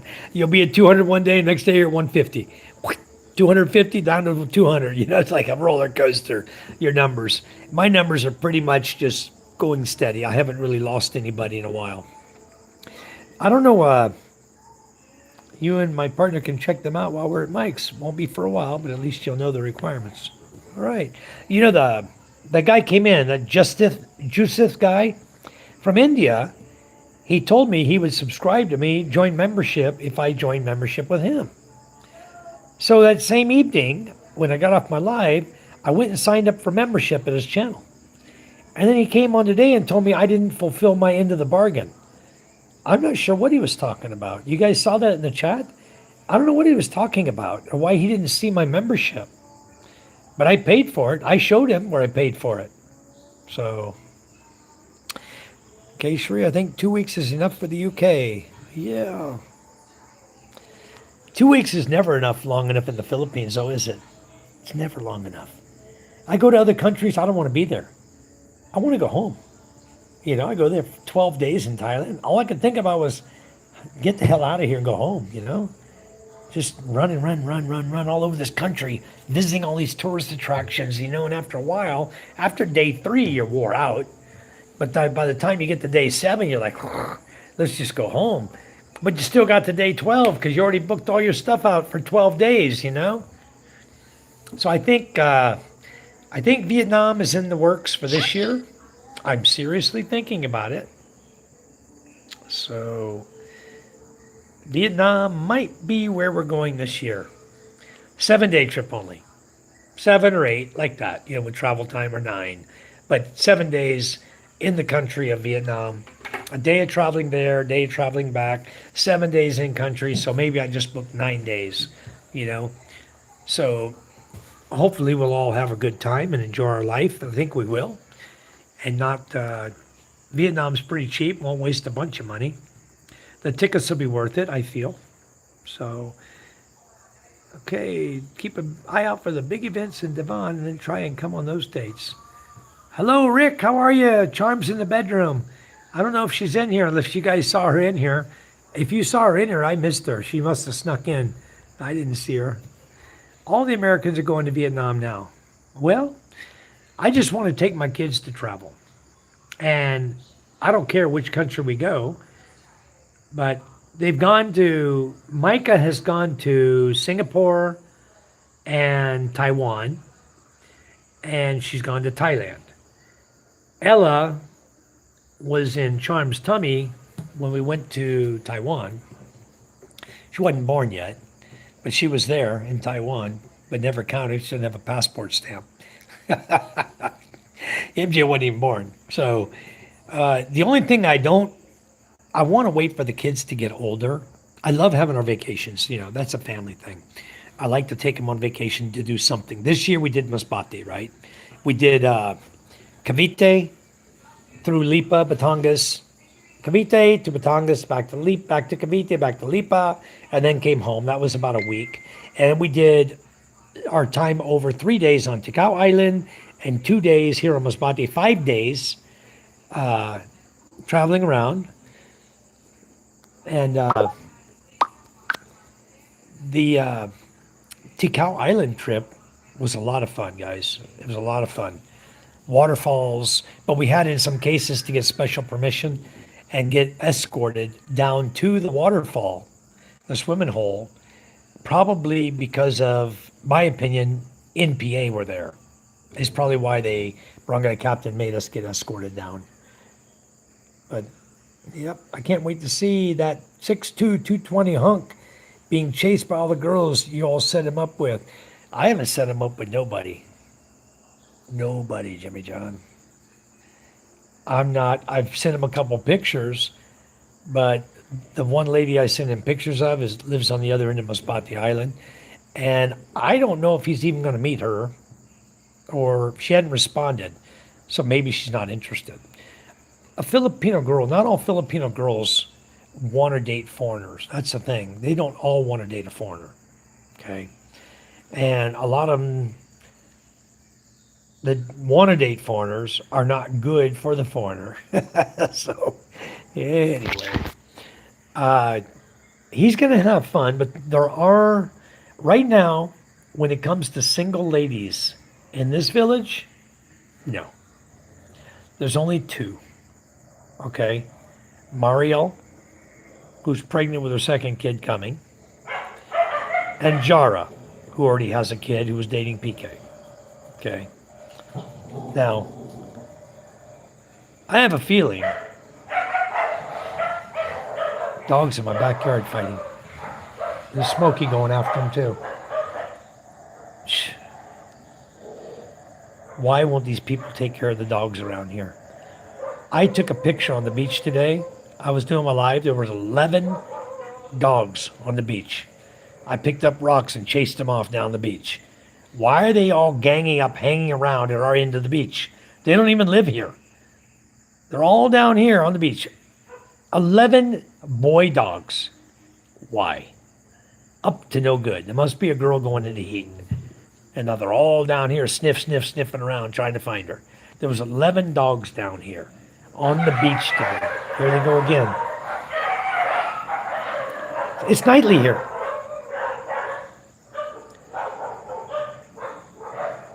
I saw that wrist rocket rifle they have now. It's very accurate. Hey, Smokey, get up here. Come here. Damn it. I don't tie him up because nobody else ties their frickin' dogs up. I need him out here in my yard to protect my yard, you know? Keep the mutts out of my yard. Anyway. Hey!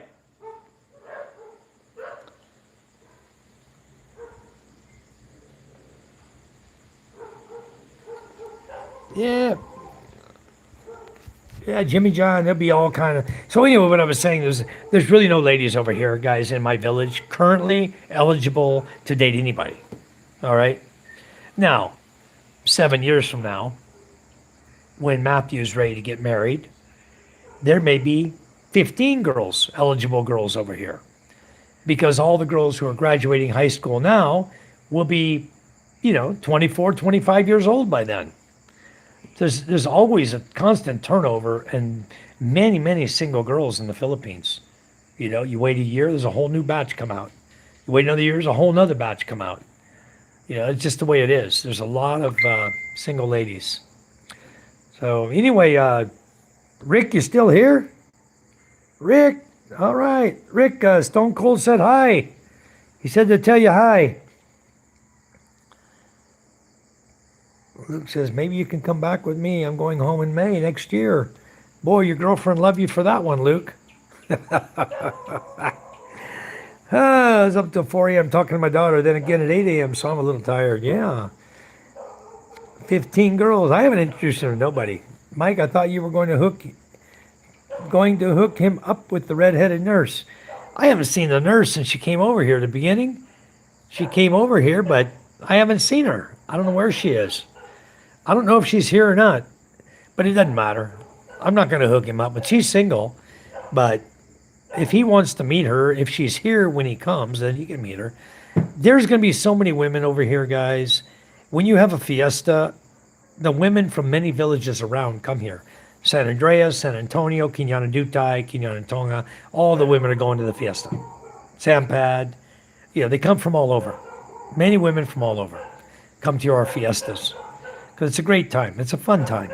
So you got all kinds of women there. You'll see a whole basketball court, full of men and women, full of kids. A bunch of them look like high schoolers, but they all come of all ages. Okay, we don't mess with kids, but they're all going to be here from all ages. I'll tell you that. Who has 15 girls? Are they thirsty? I do what I can from here. Her mom is the real star. All right. Very hands-on father. Yeah, Rick said, hey, Stone. All right. Stone Cold said hi to you, Rick. Anyway. And Jethro's in here. Yeah, I don't know if Jethro's coming over in December. He hadn't said anything about it. Cheers, guys. I'll stop my life here when my beer's empty. It's about half full still. Anyway, I'm drinking slow tonight. Party, fiesta in the basketball court, dancing the night away, yep. And we plan to have our parties here. We have already, the parties that you guys will attend will be, there's going to be the adult party, which is everybody who worked for us, okay? Everybody that worked for us will be here, so that's primarily an adult party. And then we have the children's Christmas party, which is for all the elementary kids, preschool, kinder, first, second, third, fourth, fifth, sixth, all those kids.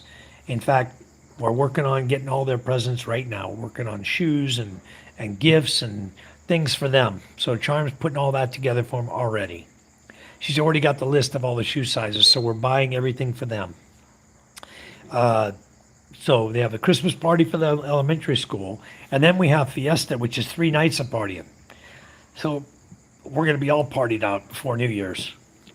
Then if you guys are staying through New Year's, on New Year's, what they do is at midnight, everybody with their motorcycles comes down here, they loosen their exhausts up and stuff, and then they light off fireworks, and we'll have a bunch of fireworks here too. I'll buy the bottle rockets, the large ones, and we'll sit on the beach. Everybody can go out and light them and have a good time. We'll drink beer and sing karaoke, party on the beach, have a bonfire going, just having a good time. So it'll all be fun. This will be a fun time, fun place to be. We'll all have a good time. Yeah, he's not in here, Rick. He's lurking. He's in the background. He said hi. So anyway, good to see you back, Rick. So anyway, the party's going to be fun, and you guys come in December. Stay as long as you want, within reason. But we'll have a good time. We'll be meeting the people in the city. Like Keishari, you're coming on the 16th, right? So I can meet you and I'll meet you and Matthew same day. On the morning of the 17th, I'll pick you guys up. In Masbate, and then we'll go have something to eat, maybe do a little shopping, just relax, talk, have a good time, go do some shopping, and then we'll head back home. And then the partying will start. I got to make sure I got a truckload of beer, I was looking, you guys said they have that brandy, right?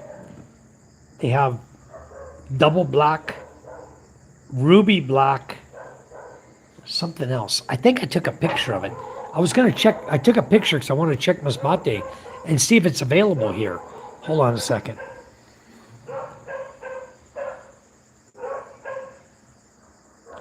Okay, where are you at? There. This one. You got double black, black ruby, and black label. You got 3 right there, made by the same people. So I need to find those, see if those are available here in the Philippines. If they're not available in the store, I think some of them are. I'm positive they are.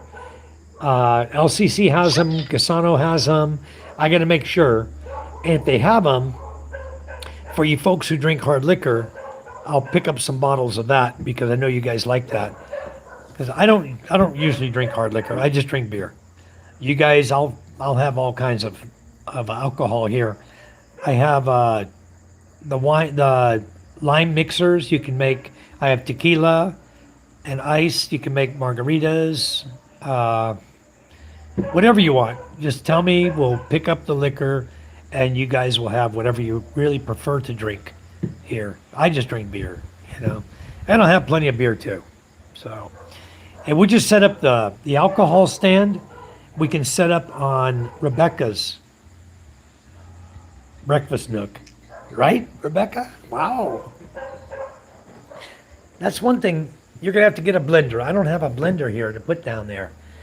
I just bought a brand new blender for Charm, but maybe there's some stuff you might need that we don't put in the house. I don't know. If so, let me know. Make sure to ask them there. Okay. Yeah, if you, everybody needs a blender to make mango shake. Yeah. I'm going to talk to Charm, see if we can find you a blender, put down there. What else do you need for kitchen appliances? Pots, pans, silverware. Wow. So anyway, I guess we got a lot of furnishing to do, huh? If we're going to make that ready. I got to do some cabinets underneath the sink. Underneath the other cabinet, it's going to be like a shelf there, cabinets there. And got a damn sore on my leg. I don't know what the hell it is. Something's starting right here. I got like an ingrown hair or something right here. Is where I was always rest my elbow there like this on my leg, and I think it caused an ingrown hair there. So it's starting to become a problem. Anyway, it hurts like hell. But we'll have to figure out everything. We're just right now we're not in the furnishing stage. We're in the building stage. So everything's going fine though. The lights, kitchen lights are on the way. Recessed lighting's on the way. The rope lighting's on the way. The ceiling fan for the master bedroom is on the way. What else? It's going to have 4 recessed lights and a ceiling fan, tri-colored ceiling fan in the master bedroom with the rope lighting on the ceiling above the hey, above the PVC panels, the ceiling panels. I'm going to have the rope lighting going around on that, which you can see through the panel. It's really cool. So it won't be real bright. It'll just be like a glowing light at night. And doing that, I'm going to do that in the kitchen and do that in the bedroom, master bedroom. Then what else am I doing in there? I got to buy towel holders to put your towels on in the CR. I need to get towel rack. You already got the tissue paper holder, soap dispenser, sink, toilet, shower fixtures are all there. Do you like a fixed shower head or a handheld? I got a choice. I bought both because I didn't know, I had forgotten to ask you. So I bought the fixed head, and then I bought the shower head that you can take off. It's got like whatever settings on it, you know. So I got each one. I got one of each of those, and I got the bidet for the toilet. What else do I got? Got all the plumbing. That's all ready to go. You like the handheld? Okay, good. Well, you'll have the handheld then. That's what we'll put up. So anyway, it's all going to come along. You're going to see as soon as they wanted to do it ass backwards, I'm going to stop them from doing it the wrong way. They want to put the ceiling up next, and the walls haven't been painted yet. There's no smooth coat on the walls. They haven't sanded it. There's no paint on it. Why do you want to put up PVC roof tiles when you haven't painted the walls yet? No, absolutely no. Ain't gonna happen. I'm gonna stop them from putting up. If they want to do the framing, that's fine. Put the framing up. But you're not putting one PVC panel up until every wall has been painted. Final coat, gloss. It's going to be flat primer. I have 4 gallons already. I'm going to buy a 4-gallon bucket of gloss white for the inside, so everything gets painted white inside, and then they can go ahead and put up the tiles. After everything's painted, they can put the ceiling up. But the framing, all the metal framing we do, metal firing we call it, that we put up, that we screw the vinyl into, that can all be done and leveled and beautiful, ready to go for the vinyl tiles to go up. but I'm not gonna. And also the wires for the recessed lighting need to be there. We punch a little hole, put the wires through for each light, the four lights that'll be in each corner, and then the ceiling light that's going to be there. It'll be framed so that you can mount the ceiling fan into steel framing. So that'll be solid, not moving. You know, everything's got to be done right. So anyway, hey, Dirty Chef, how are you? I bought a huge shower head and handheld combo from Timu. It works great. Yeah, I've got the Hello Tropic of Nephew. Hello, hello, welcome. I have the rain shower head thing, and then the handheld and all of that. I got all of that. But I want to change. I don't like the hot water heater I've got. And you wouldn't like it either, Rebecca. The hot water heater I have right now, it must be like for a whole house because it starts at like 44 degrees. That's hot. That'll scald you. And it goes up from there. You can select P1 through P6, but P1, the lowest setting, goes up to 44 degrees, and that's where it starts. And it doesn't allow you to lower the temperature. So I don't think that's a good one. I'm going to find a different one for down there. I don't like the one I got. It's too damn hot. What we do for MJ, we put the shower head in a bucket, turn the hot water on, let it warm up, and then we put cold water in the bucket to make it a warm temperature for MJ so he can have a shower in the morning because he likes a warm shower. But you can't give him the handheld because it'll burn the hell out of you. You don't like that hot water. He is hidden so no one can see him and he can't type on the chat. Who's hidden? Stone Cold is hidden. Why is he hidden? Who hid him? Hold on, guys. I'll be right back. Big square rain shower. That's what I have too. Hold on a second. Sure about. One guy I wasn't really sure about. Made him mod yesterday. You guys saw him when he came in. PWD or whatever his name is. But I didn't think he hit anybody. But he may have. I gotta get Stone Cold out of the jail. Guys, give me a second. I got my laptop right here. What the hell's going on here? Who hit? How can you hide Stone Cold? I thought Stone Cold was a moderator. The only one that can hide a moderator is a managing mod. Or me. And I sure as hell didn't hide him. I need my power supply. Freaking battery's dead. Hold on.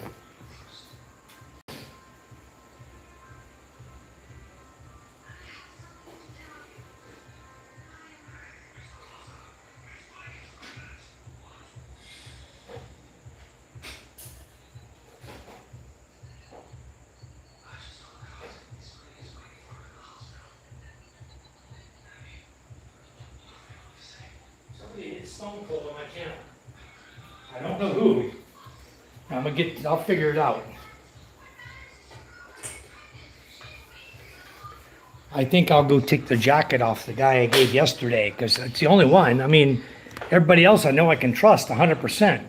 Why would anybody else hide Stone Cold? That makes no sense to me. You guys just bear with me a minute. We'll get this up. Post a product pic on Timu. Yeah, I'll show you what I got, Dirty Chef. I got the brown one, the top, I only put it in the master bath. I didn't put it in the other guest bathroom. Not necessary. But anyway, this is what I got here. I have the rain shower here, and then you have two shower heads here. One of them comes from the hot water heater, okay? Comes out of the hot water heater. Hot water heater's here. I bring it up from here, bring the hot water heater. I got to turn this silver valve on for water to go to the heater. Goes up through the heater, lining it up down here on its valve and opening the water. It can bring hot water. It can be cold water if you don't turn on the heater. It'll turn hot water if you turn the heater on. And I got the breaker up there. We're going to have one of these up there in Becca's house too. But this water heater I don't like. I'm going to get another unit. It's a little smaller. I think it has more control on how you can adjust the temperature. You're not scalding yourself. So anyway, that's the setup we have in the master.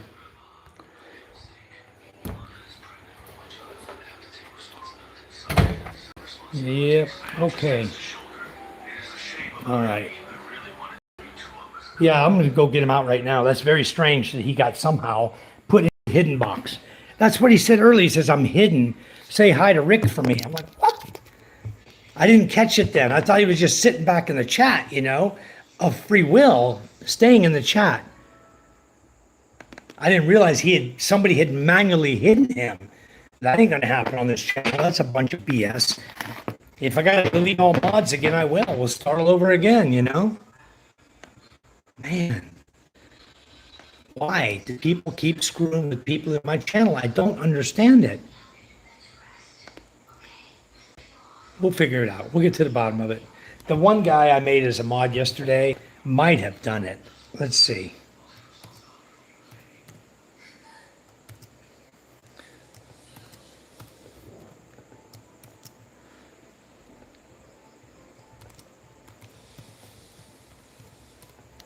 Let's see. Let me get my glasses, guys.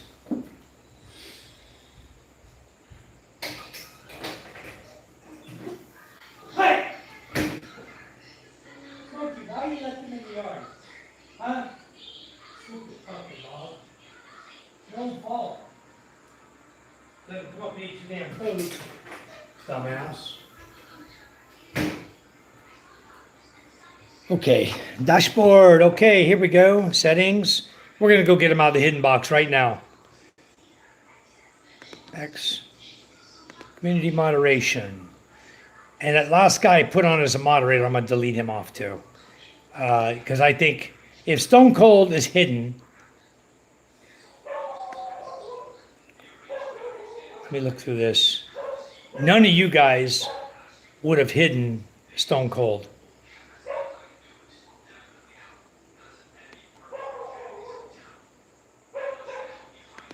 I'm going to take away the wall socket. So I'm not real sure about him. Stone Cold is a moderator. So how could he be hidden? He can't be hidden. He's a moderator. I'm looking at his name. He's a moderator in the channel.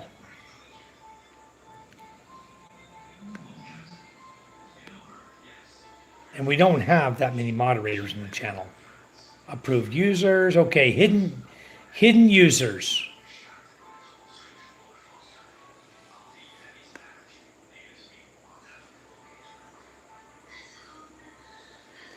I'm looking for Stone Cold and hidden.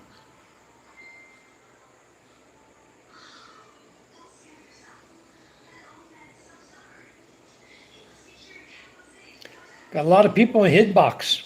A lot. But no Stone Cold. Stone Cold's not hidden. I don't know what he's talking about. He's not hidden. He's a moderator. Hold on just a second, guys. Let me go to Messenger and tell him. I will go tell him to refresh.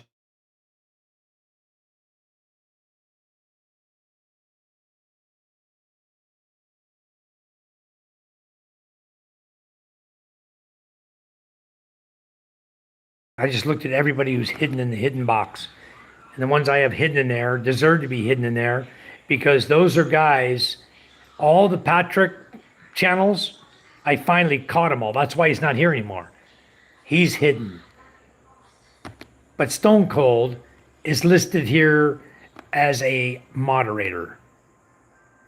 He is not, see, let me just show you guys. He's right here. Right here, Stone Cold. That's moderators, okay? That's moderators. That's not hidden. He's a moderator. And when I go down here to the hidden box, okay, hidden users, here's all the hidden users, okay? And I scroll through these, there's no Stone Cold that's hidden in my channel. So he's definitely, nobody ever hid him. He's not hidden. There's no Stone Cold hidden. You wouldn't be hidden and in the moderator box. Okay, you're one or the other. You can't be in both boxes. So, yeah. He's not in the hidden box. So anyway, it's something to do with his phone or his computer. It's nothing to do with my channel. Yeah, he might have had a bad connection, thought he was hidden, right. I don't know. Exactly, Dirty Chef. Nobody hit him. He's not hidden, so nobody did anything. Yours is much nicer than mine. Yeah, I got mine on Shopee, I think. But it's just standard. And then I had to buy the valve, the faucet valve at the bottom with the three-way on it. I bought two more additional of those because those tend to get clogged up. You know, if you get dirt, debris in them, they get clogged up really easy and it's hard to clean them. So better just to replace them. They're only like, what, 100 something pesos. So anyway, yeah, if I did videos on everything I ordered and everything I got, you guys would laugh. Like the other day, I ordered screwdriver tips, right? Phillips screwdriver tips are two-sided. They're about this long, like 3 inches long, with a Phillips number two tip on each side. You put them in the drill, you can use them, wear them out, flip it over, and have another one to use, right? Well, I ordered those, and the guy sent me cutting discs. Well, the cutting discs he sent me, those are like 10 each. The whole pack of the screwdriver tips is only like 80 pesos for 10. So the guy lost money. And then after I told him, oh, you shipped me the wrong product. Oh, you can send it back. So I said, no, that's okay. I'll just keep them. Thank you very much. You idiot. All good. No commotion. Yep. Rick says, hi, K. Cherie. Yeah, he might have had a bad connection, but he's not blocked.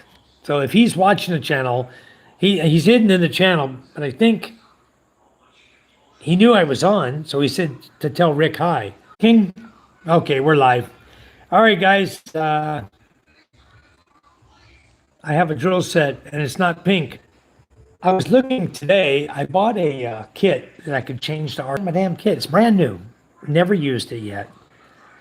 And I couldn't find it. I don't know where I put the damn thing. So I'm buffering. Are we back now? Hello, hello. Are we back? Guys, we back or I need to reboot? We okay? Hello? Test, test, 1, 2, 3. Test, test, 1, 2, 4. All right, all messages. There we go. Chat filter, all messages. All right. Are we good? Stone Cold, up. Stone Cold, you're now going to talk about. You're a bad boy. I don't know where he is. Why he didn't come in? But he's not hidden. That's for damn sure. We're back. We're good. Okay, awesome. Yeah. It's a mighty big stick you have. It's bigger than the pot. Oh, you're watching this channel. Good. We're back. Okay. I don't know what happened with him, honestly, because I didn't hide him. And I'm looking on the computer. I got the computer right here. He's not hidden. Okay. I already looked at all that. He's not hidden. So I don't know who got it hidden or how he figured he was hidden. But again, it might be some glitch in YouTube or something. Oh, I got an anniversary. It says new achievement. Happy birthday. Happy anniversary on YouTube.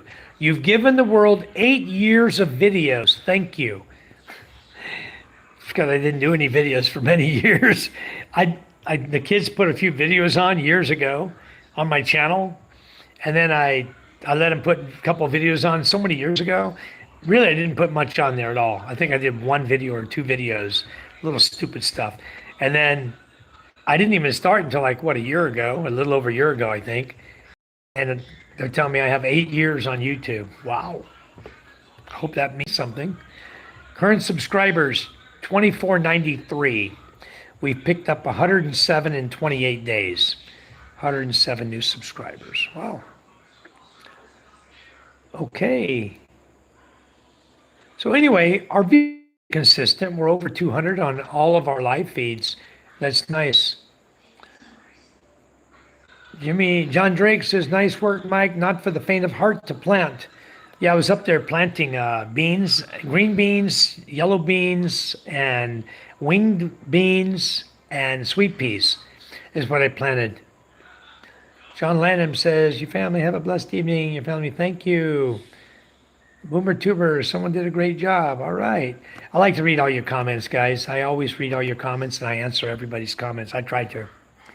So Stone Cold never came in. I don't know why. I don't know why. So anyway, I like YouTube, but YouTube can be a pain in the butt. Doing everything we do to try to maintain a channel. Canadian Gig Life, see Kelly, how are you? Welcome. Haven't seen you in a while. 107, 28 days, 879 meals in 28 days. That's about right. And a few red horses. You forgot those. I've been drinking some red horse too. And some apple beer. We probably cut, we probably caught 107 kilos of fish in 28 days too. Anyway, I really love going fishing. I like sharing it with you folks. I mean, it's fun, it's relaxing. Sometimes the boat beats the hell out of me because I'm sitting there doing video. I'm sitting on this little tiny seat. When you guys see it, you're gonna go, "Holy crap!" I'm sitting on this little tiny seat that's about 8 inches wide, and then has a lip on it. Right, sticks up about this high. So my butt sits here, and my leg goes over top of that. I'm sitting there with my feet on the bamboo, holding the camera so we can see the guys that are fishing. You know, it's not an easy job, but somebody's got to do it. And I enjoy doing it. I enjoy recording it. And somebody was fucking dogs. The dogs around here are getting out of hand. Anyways, changes are going to be made on my property because we're going to put hollow block and chain link fence around the property and a new wall behind the barangay captain's house. We're putting a wall there. Keep his fucking dogs out of my yard. I'm pissed at his dogs. They killed my cat already. So I'm putting a wall up there. They're not going to be able to come through onto my property anymore. And we're putting a wall there, another gate right in front of almost to the back of house. It'll just go right to the back of house. You have to come through a gate there to come through. Come up here. The gate at the front, I'm going to lock it, the big driving gate. I'm going to put a walk-through gate, and I'm going to make the step up about 12 inches. Have a steel bar go across about 12 inches high. You're going to have to step over that to get in the gate because I don't want motorcycles sticking their front end over it and doing it only reach us. I mean, honestly, I'm tired of selling frickin' ice and meat, chicken, and all the other stuff that Charm's selling. I'm tired of it. I'm tired of the doorbell ringing, and all the crap we go through every day to help out everybody here in the village. She doesn't give two shits about us. But we're always there to help them. So I don't know. We may end up just selling all this crap with everybody, all the stuff we sell to them. So yeah, someone did a fantastic job. All right. Anyway, one thing about YouTube, if you go through and you make comments on everything that everybody commented on, then you end up getting more correspondence with them. Philip Moore, how are you doing? The weather here is bad. The weather here actually on Masbate has been rainy all day. Sprinkling, light sprinkle, not heavy. But I know you guys are getting some very, very heavy rain over there. I know that, Philip. You guys are getting some very bad weather. Anyway, good to hear from you. Thanks for coming in. Much appreciated.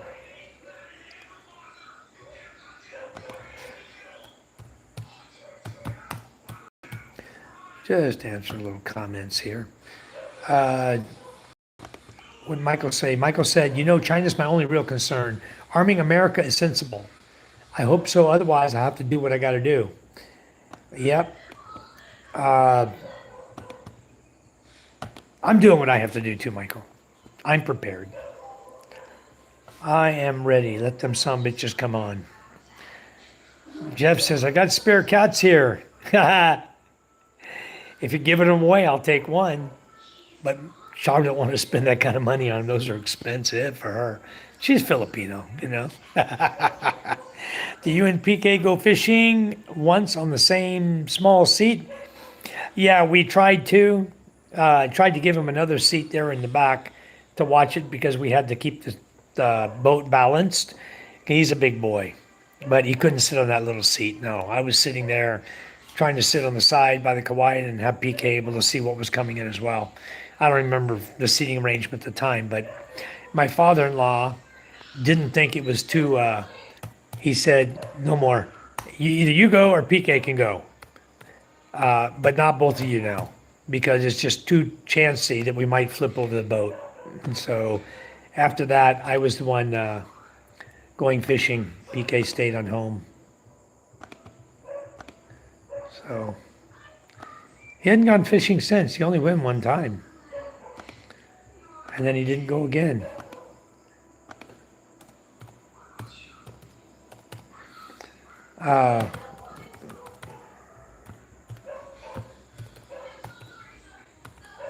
Don't see Stone Cold yet, do we? I don't know what happened. Maybe he went to sleep. Maybe tomorrow he'll get in just fine, you know? All right. Yeah, if you want, yeah, pain in the ass. That's right. Well, I live over here on Masbate, and you know what? We love the rain because we got the garden going now, and the rain's going to help a lot to boost our garden. I'm going to start mixing up some of those good water things I've seen for the plants, like water with brown sugar, water with baking soda, white vinegar, all kinds of stuff, little things you do to promote root growth and to make your leaves green, not yellow. And I'm going to start doing all that stuff to my plants. I got to try to memorize it all. I've got it saved in my messenger. I got to try to memorize it all so I can start doing that and make sure I properly treat my plants, trim them where they need to be trimmed. You know, eggplant, you got to trim them a certain way. You know, same thing. All the plants pretty much have to be trimmed. So tomatoes got to be trimmed. What I like to do is wait for the sucker shoots to come up in the middle of the branch. As soon as the suckers come up, what I found with those is if you pinch the sucker off, it's just 2 or 3, 4 inches tall, you know, you pinch off the sucker, just cut it with your scissors at an angle, stick it into a cup of water with a little sugar, and it'll make a new set of roots, start a whole new tomato plant for you. You don't even need a seed. All you gotta do is sucker shoot and make a whole new tomato plant producing tomatoes right off the sucker shoots. So that's gonna be nice to get done this year. I'll do a bunch of those later on. Watching and supporting us, much, much appreciated. All right. Rick says, finally, 3 times I was beginning to feel invisible or something. We got new half Persians. You like male, I suppose. Orange. I'd prefer to have a boy. Jeff, bring a boy over. I'd prefer to have it. The kids are probably like a white one if you got a white one, but a boy is perfect. They'll love him to death. I think we're going to probably. Smokey's been sick now. Chaos died. I know he was poisoned. My dog Chaos. What a beautiful dog he was, too. He was part Milanese, and now he's gone. So now Smokey is acting like he's sick, like he was poisoned again. He was poisoned. It seemed like he got over it. Now he's back in it again.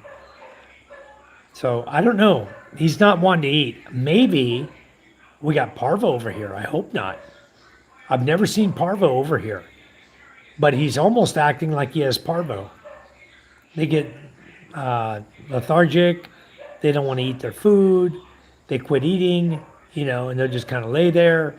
Well, he's getting up and running, chasing other dogs right now. He's out there fighting. So maybe it ain't parvo, but maybe he's not feeling so well, you know. I don't get Mike's notification anymore. I was here all night waiting for him to come on. Oh. Maybe, Rick, what you need to do, maybe you unsubscribe, then resubscribe and ring the black bell again. And then maybe notifications will come on. That maybe YouTube is like Facebook. If they don't see you doing no activity like that, then on Facebook, they'll quit even showing you people's feed on Facebook. You won't see people. You see them for a while, and then all of a sudden, boom, you don't see anybody's feeds anymore. You got friends on there for many years who are posting on Facebook, but you never get to see what they're posting. It doesn't let you unless you click and go to their name, and you know there's some little trick or something to do to make them come up. Finished breakfast. You can't tease me with food. Good for you. Spot the plants, the trees. Yes, they're beautiful now. They're so green. Yep, I don't figure it out. I don't get many notifications anymore either. I did not prep dinner. Had spam light with white bread and Japanese mayo. Ah, that's a light dinner. Spam in a can, huh? Wow. So anyway, I'm trying to figure out on the gardening, guys. I'm I'm going to be figuring out what can go where. Uh, yeah, Charles, he's looking for us to go fishing again, and I'm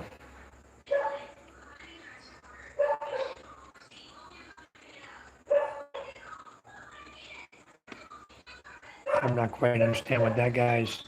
He goes, here the young man is worse. Even in port workers relying on, say, Chalois, you will fail badly. Industries like fishing, agriculture, construction, and hotels rely 50% on expat workers. Wow. John Lanham says, I haven't guys. I've been working a new job since June 1st. Local. Have those in the truck. Very strict, the company. Oh, have cameras in the truck. Yeah, you need to be very careful, John. I understand that for sure. So, yeah, definitely don't get yourself in trouble. Probably my lives are on when you're working, you know? I only travel by plane and motorcycle. Okay, John Drake. You know, my only concerns about retiring in the Philippines is the war with China. Other than that, I can handle it. Yeah, I'm not so concerned about China. Uh, P.S. You'd have more Apple if you would stop dropping them. Just saying. That's funny. Uh, I have not seen you all together for so long, mate. This is the guy, Alistair, that was sending crap about Trump today. Did he ever come in? Stone Cold never came in, did he? Rick says, I was waiting all night. I wanted spam with eggs, cheese, lettuce, tomato, mayo every few months. Nice. Chicken margarita, ball piece of, see about the bread. Nice. I don't even think we have that bread over here. We'll have to make that. You need magnesium glucinate supplement. Michael said, I worked Friday, went fishing Friday night, cleaned the boat, feeling drowsy. All right. Well, get your rest because you're going to be back.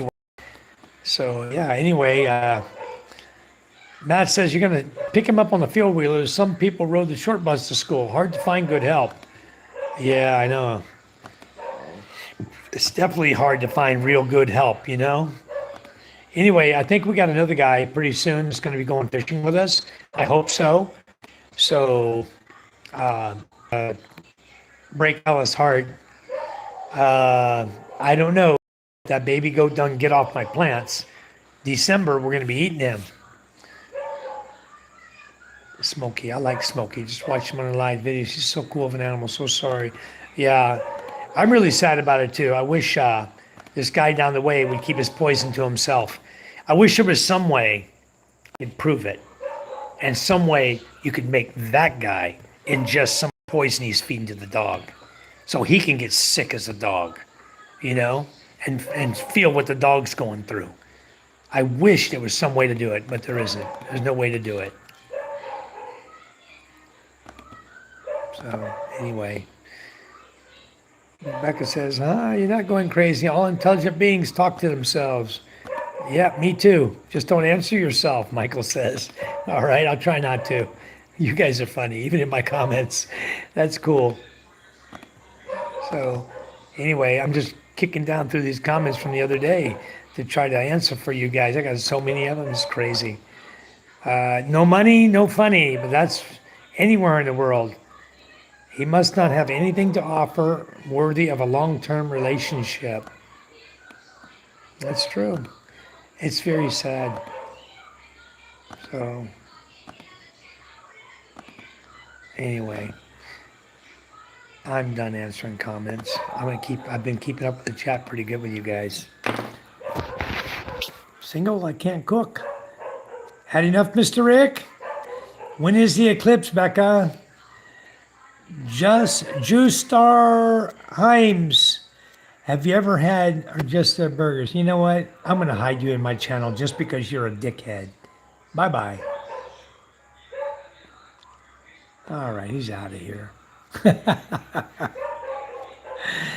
Are you guys in the path of totality for the eclipse? I don't know, Rebecca. I haven't even looked at it. It's been so cloudy here. I don't think we're going to see an eclipse. I don't think so. Mostly glucinate. What happened with Papang's boat motor? Not yet, Michael. I'm still going to get it for him, I promise you. We're going to get it. I got to check with Sanyang. We went to Sanyang, but Charm and I were so busy with everything else, I didn't even think of the motor. But I'll put that on my list. I'll put that on my list because I think we're going to go back on Monday and we need to pick up the door and we'll check on the motor, see if they have one. If they have one, we'll buy it. And then I'll let you know. I'll send you a copy of it. So that'll be nice for him just to have a real good electric start boat motor in there. I think he's really going to like that. That way, pretty much he can have anybody with him. We can hire Kent or anybody to pull the nets, to go fishing with him if he can start the engine on his own. That's the problem is he can't start the engine. I think I can start it, but I just don't try. I haven't tried yet. But I've used start my engines back here for the generator. We had to pull start the engine to make the generator run. Same diesel engine, 18 horsepower. So anyway, I think I can start it. It's pain in the ass, but I think I can start it. And especially when you're standing up on the board, you get the compression stroke on, wrap your rope around, you stand up, and you use your whole body to pull up on the rope. I think I can do it. I think I can start. I'm going to do it one of these days. Every now and then I get a little bit lonely, and you're never coming around. I can make loads of bed when I'm over there for anyone who wants it. Just have to let me know. Okay. And anytime you want. I got a big old oven. Sure. Maybe November will kill this turkey I got. He might be a little tough though. He's getting pretty old. We'll have to deep fry him, huh? All right. Won't start the engine, might hurt your foot. Yeah, I'll be okay with an electric start. No, what I got to do is I got to quit walking back in my shed. I've got the feed sacks piled up back there. Charm decided she wanted to buy 5 sacks of bad boy food at one time. Okay. Enough to get them all the way through the starter stage into the grower stage. So we bought 5 sacks of bad boy food because now we don't just have the one mama that we have to feed, but we also have 6 babies we have to feed, and went from pre-starter to grower to finisher. And so by December, come December, we're going to have some bad boy. Guarantee you guys, we may end up with 3 to kill. Dog. Smokey. He's down there screwing with these dogs, causing hate and discontent down there. Smokey! Wow. Turn around. Every now and then I get a little bit nervous. That's the best of all the years gone by. Turn around, bright eyes. Probably hurt your hand starting the motor. I'll be okay. I'm not a weak guy. I'm not a weak guy. I'm a pretty tough guy. I think I can start the motor, but I just haven't tried because that's what Boy is there for. He's there to start the engine. But we have the electric start engine, like on the MJ boat. Oh, I'm glad to that one. I just walk over, turn the key, starts right up. It's like, damn, this is nice. This is real nice. Electric start motors are awesome. We'll only be making it right because we'll never be wrong together. We can take it to the end of the line. Your love is like a shadow on me all the time. All the time. I don't know what to do. Oh, yeah. I won't hurt my finger. Probably hurt your finger starting the motor. Actually, it's like this. Turn the key. I might hurt both of them and have to quit. Oh, can't wait till you get over here, Michael. We're going fishing. We're going to go fishing over here. What I'd like to do is I'd like to take you out to the reef where I know the blacktip reef sharks are. I'd like to go over there, and I think if I just take a bottle rocket, they have the big ones here. They're about the size of your finger, about that long. I think if I just take a bottle rocket, light it, put it in the water, let it in the water, then the sharks will come. And I'll start throwing my fish out there on the hooks, and I'll bet you we end up catching some sharks, some black tip reef sharks. They'll think it's dynamite, and they'll think there's dead fish there, and they will come. I guarantee they'll hear that. And it's only got to be like a firecracker. Firecracker, M80, bottle rocket, anything to make the pop sound, and they will come running. And I think if I did bottle rockets, the sharks are coming. And then we're going to have to hand line them in because we don't use rod and reel on them. We just use hand line. I got a big rod and reel we can put on there. We can put one on the rod and reel, big sucker, let you fight that sucker. Those guys, some of those are 4 or 5 feet long, maybe a little bigger. They're good sized black tip reef sharks. I think the smallest one was like 3.5 or 4 foot. So anyway, I'll have to bring the baseball bat or my hoe. The handle for my hoe is oak. But I'll have to bring that hoe handle so we can whack them over the head, before we bring them in the boat. Dinny Blazer, good day, everybody. I love catching sharks. Yeah, I love eating them. They're really good. Poussette fishing, yeah, that's fun too. Put them on the grill, definitely. We'll do that. Billy Spanage, how are you? Welcome, Billy. Thanks for coming in. Yep. So yeah, Michael, if you come over in December, October, November, December, it's poussette season. We can go out and probably catch a lot of poussette. As long as we can keep the trollers out of our area over here, and they stay over there in Pangaranan, over there trolling, then we'll be okay. With the poussette, they come over here in front of our village. We'll just be able to go out a short distance. And I got so many solar lights to light the freaking water up. Those poussette are coming to my boat. They're not going to be at your boat. They're going to be at my boat. I got more light than anybody. I'll light that whole freaking ocean up. I may even get some styrofoam and float them on top of the water to light them up, a lot of them. You know what, guys? Give me a minute. I'm going to go find a freaking rock. I'm going to throw at this freaking loud-ass dog down here. I'm going to shut the hell up.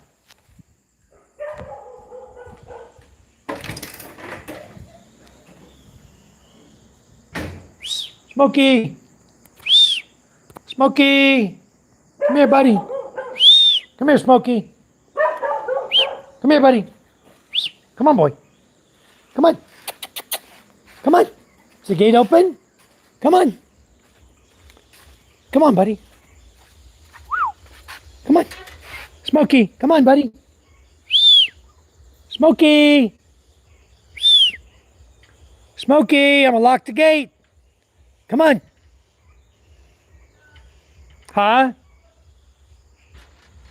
What? What, Charm? He don't want to eat. He won't even come up through the gate. He's down below down there somewhere. Anyway, let him stay out. He quit barking anyway. I came down here and he quit barking. So maybe the other dog or whatever he's barking off. Like the other dog, he didn't want to come home. I know, like chaos. He's sick. Somebody poisoned him. I guarantee you, hon. Somebody poisoned him. Come on, Tiger. Where's Tiger at? Come on. Come on, inside, buddy. Cat's in, but the dog's not in. I don't know where the hell the dog went. Here, you want some food, huh? I changed the bowl, Rebecca, so the cat can have a bigger bowl, so he won't bump his whiskers now. He seems to like it better. Good, thank you for telling me that, because I didn't know the cat didn't like to touch their whiskers. Anyway, I think Den's still out. He's got to shut off the generator here pretty soon. He's out partying somewhere. When he's here, he goes partying every day. He drinks every night with the boys. I love catching sharks too. So anyway, we'll have to set that up. We'll go poussette fishing and shark fishing. The sharks are about an hour out. with a fast boat. It takes about an hour to get out there. They're between here and Gigante Island. There's a reef out there. I'll have to look it up on the map so I can drive out to it. I'll probably end up having to get a Navionics on my map so I can go back out to where it's at. I've tried shark fin and meat and diet cam sure they call it canoe knot. Nice. I like shark. The blacktip reef shark was really good. You can make shark steak. You cook it with coconut. There's a lot of ways to fix it. It was really, really good. So definitely, I've had swordfish, very good, but never shark. It tastes like swordfish, Rick. Tastes really good. It's not a fishy fish. It's more like a steak fish. You know, it's almost like eating a tuna, like that. It's really, really good. Very nice. I tried a nurse shark. My son caught in the Keys. I didn't like it, but always told him if you kill it, eat it. Well, there's the blue sharks, Michael, you don't want to eat because they urinate through their bodies and the body will taste like ammonia. So it's something you don't want to eat. Sand sharks are okay. People eat those. And blacktip reef sharks here are okay. Mako sharks are good. I'm sure great whites would be good. But I'm sure the older the fish, yeah, there's no teeth in the shark meat. The older the fish, the more mercury exposure they would have. So getting a blacktip reef shark that's over 4 feet long here, you might be concerned about getting into toxic meat. If if there's mercury around, I don't know. But it's more like tuna. And it's really, really delicious. If you cook it in coconut milk and chili peppers and your spices, your garlic and your onion, and it's so, so good, guys. It's so good. Anyway, I'd like to go out and get some when you guys are here. I would like to go try in December. When I can get bottle rockets, they'll start selling them around November, December for the holiday, for the New Year's. Once they put them out for sale, I'm going to buy a bunch this year. And I can use those to make the sharks think that the dynamite has gone off and there's dead fish floating. And then all you do is light it, stick it in the water, let it go down a little bit and go pop. And then you drop your hooks. They're about, your stainless steel hooks are going to be about 3 inches long with nice hook on them. And then what I do is I have the old propeller blades here. They take them, they cut them, and they make them into hooks, stainless steel hooks. And they sharpen them up, and then they give them back to me. And I use those for fishing, for the sharks. I've got some old propellers here. I need to have some more shark hooks made because the last guy kept them on his boat, never gave them back. He took it to Gigante Island. I never saw the guy again. Then I heard he went to Mindanao. Then I heard he came back. He went to Palawan. I don't know where the guy is now. So anyway, I never got my shark hooks back. I'm going to have some more made or have to buy them. If it's like jelly, it's not like jelly. Who said it's like jelly? It's like tuna. No, it's not like jelly. It's fish. It's like meat. You're biting into meat. Okay, like a steak, like thick tuna. If you cook a big slab of tuna, not like tuna fish when you eat in a can. There's like steak, tuna steak. Shark steak is very much the same. Very delicious. Stingray tail. Well, stingray. We eat stingray over here too, but I don't care too much for the stingray. I usually have one per kilo. Okay. And on the island, we'll go over and get some. Last time we went over, we got like 3 kilos of scallops and brought them back and cooked them up, made adobo scallop, butter and scallop. I mean, we had scallops. That was good. Delicious. We'll go get some. Tam Hong says, hi, I was here like last year. Been a long time, huh? Thank you for coming back. Denny Blazer, I didn't pay him to make the hooks for me. The guys wanted them to go shark fishing. So I gave them the old propellers and they cut the hooks out of them and made them for me and gave them to me. So it didn't cost me anything. But I'm sure I could pay somebody to make them for me or I can just buy them. Yeah, I'm sure I can buy stainless steel hooks online on Shopee. She's talking about the shark fin. Okay. Tam Hong. Actually, the stingray is more. I think Shark's fin is more like a solid also, but the stingray is the one that's kind of weird texture. I don't like it. I don't eat the eels here either. They like to eat it. Yummy, yeah. You'll all see when I'm there. My only friend. You don't like fish, Luke? We got lots of fish. Always have fresh fish. Yeah, you guys are gonna have a blast cooking. Good day, Kay. All right. So anyway, Stone Cold never came in. I don't know why, but we saw it. He's not hidden. It's got to be a problem with his computer, not ours. Something wrong with his Wi-Fi, probably. I can do Denny's or Waffle House. There's no Denny's over here. There's no Waffle House over here. There's Denny's in Manila. I saw that in Cavite. They have a Denny's. Yep, on the C5 extension in Las Piñas. You go there next to the graveyard. The Villards own a little shopping center there, and they have a Denny's there. That's the first Denny's. I saw the sign, the Denny's coming soon. I know by now it's there. It's there, but I haven't been to it yet.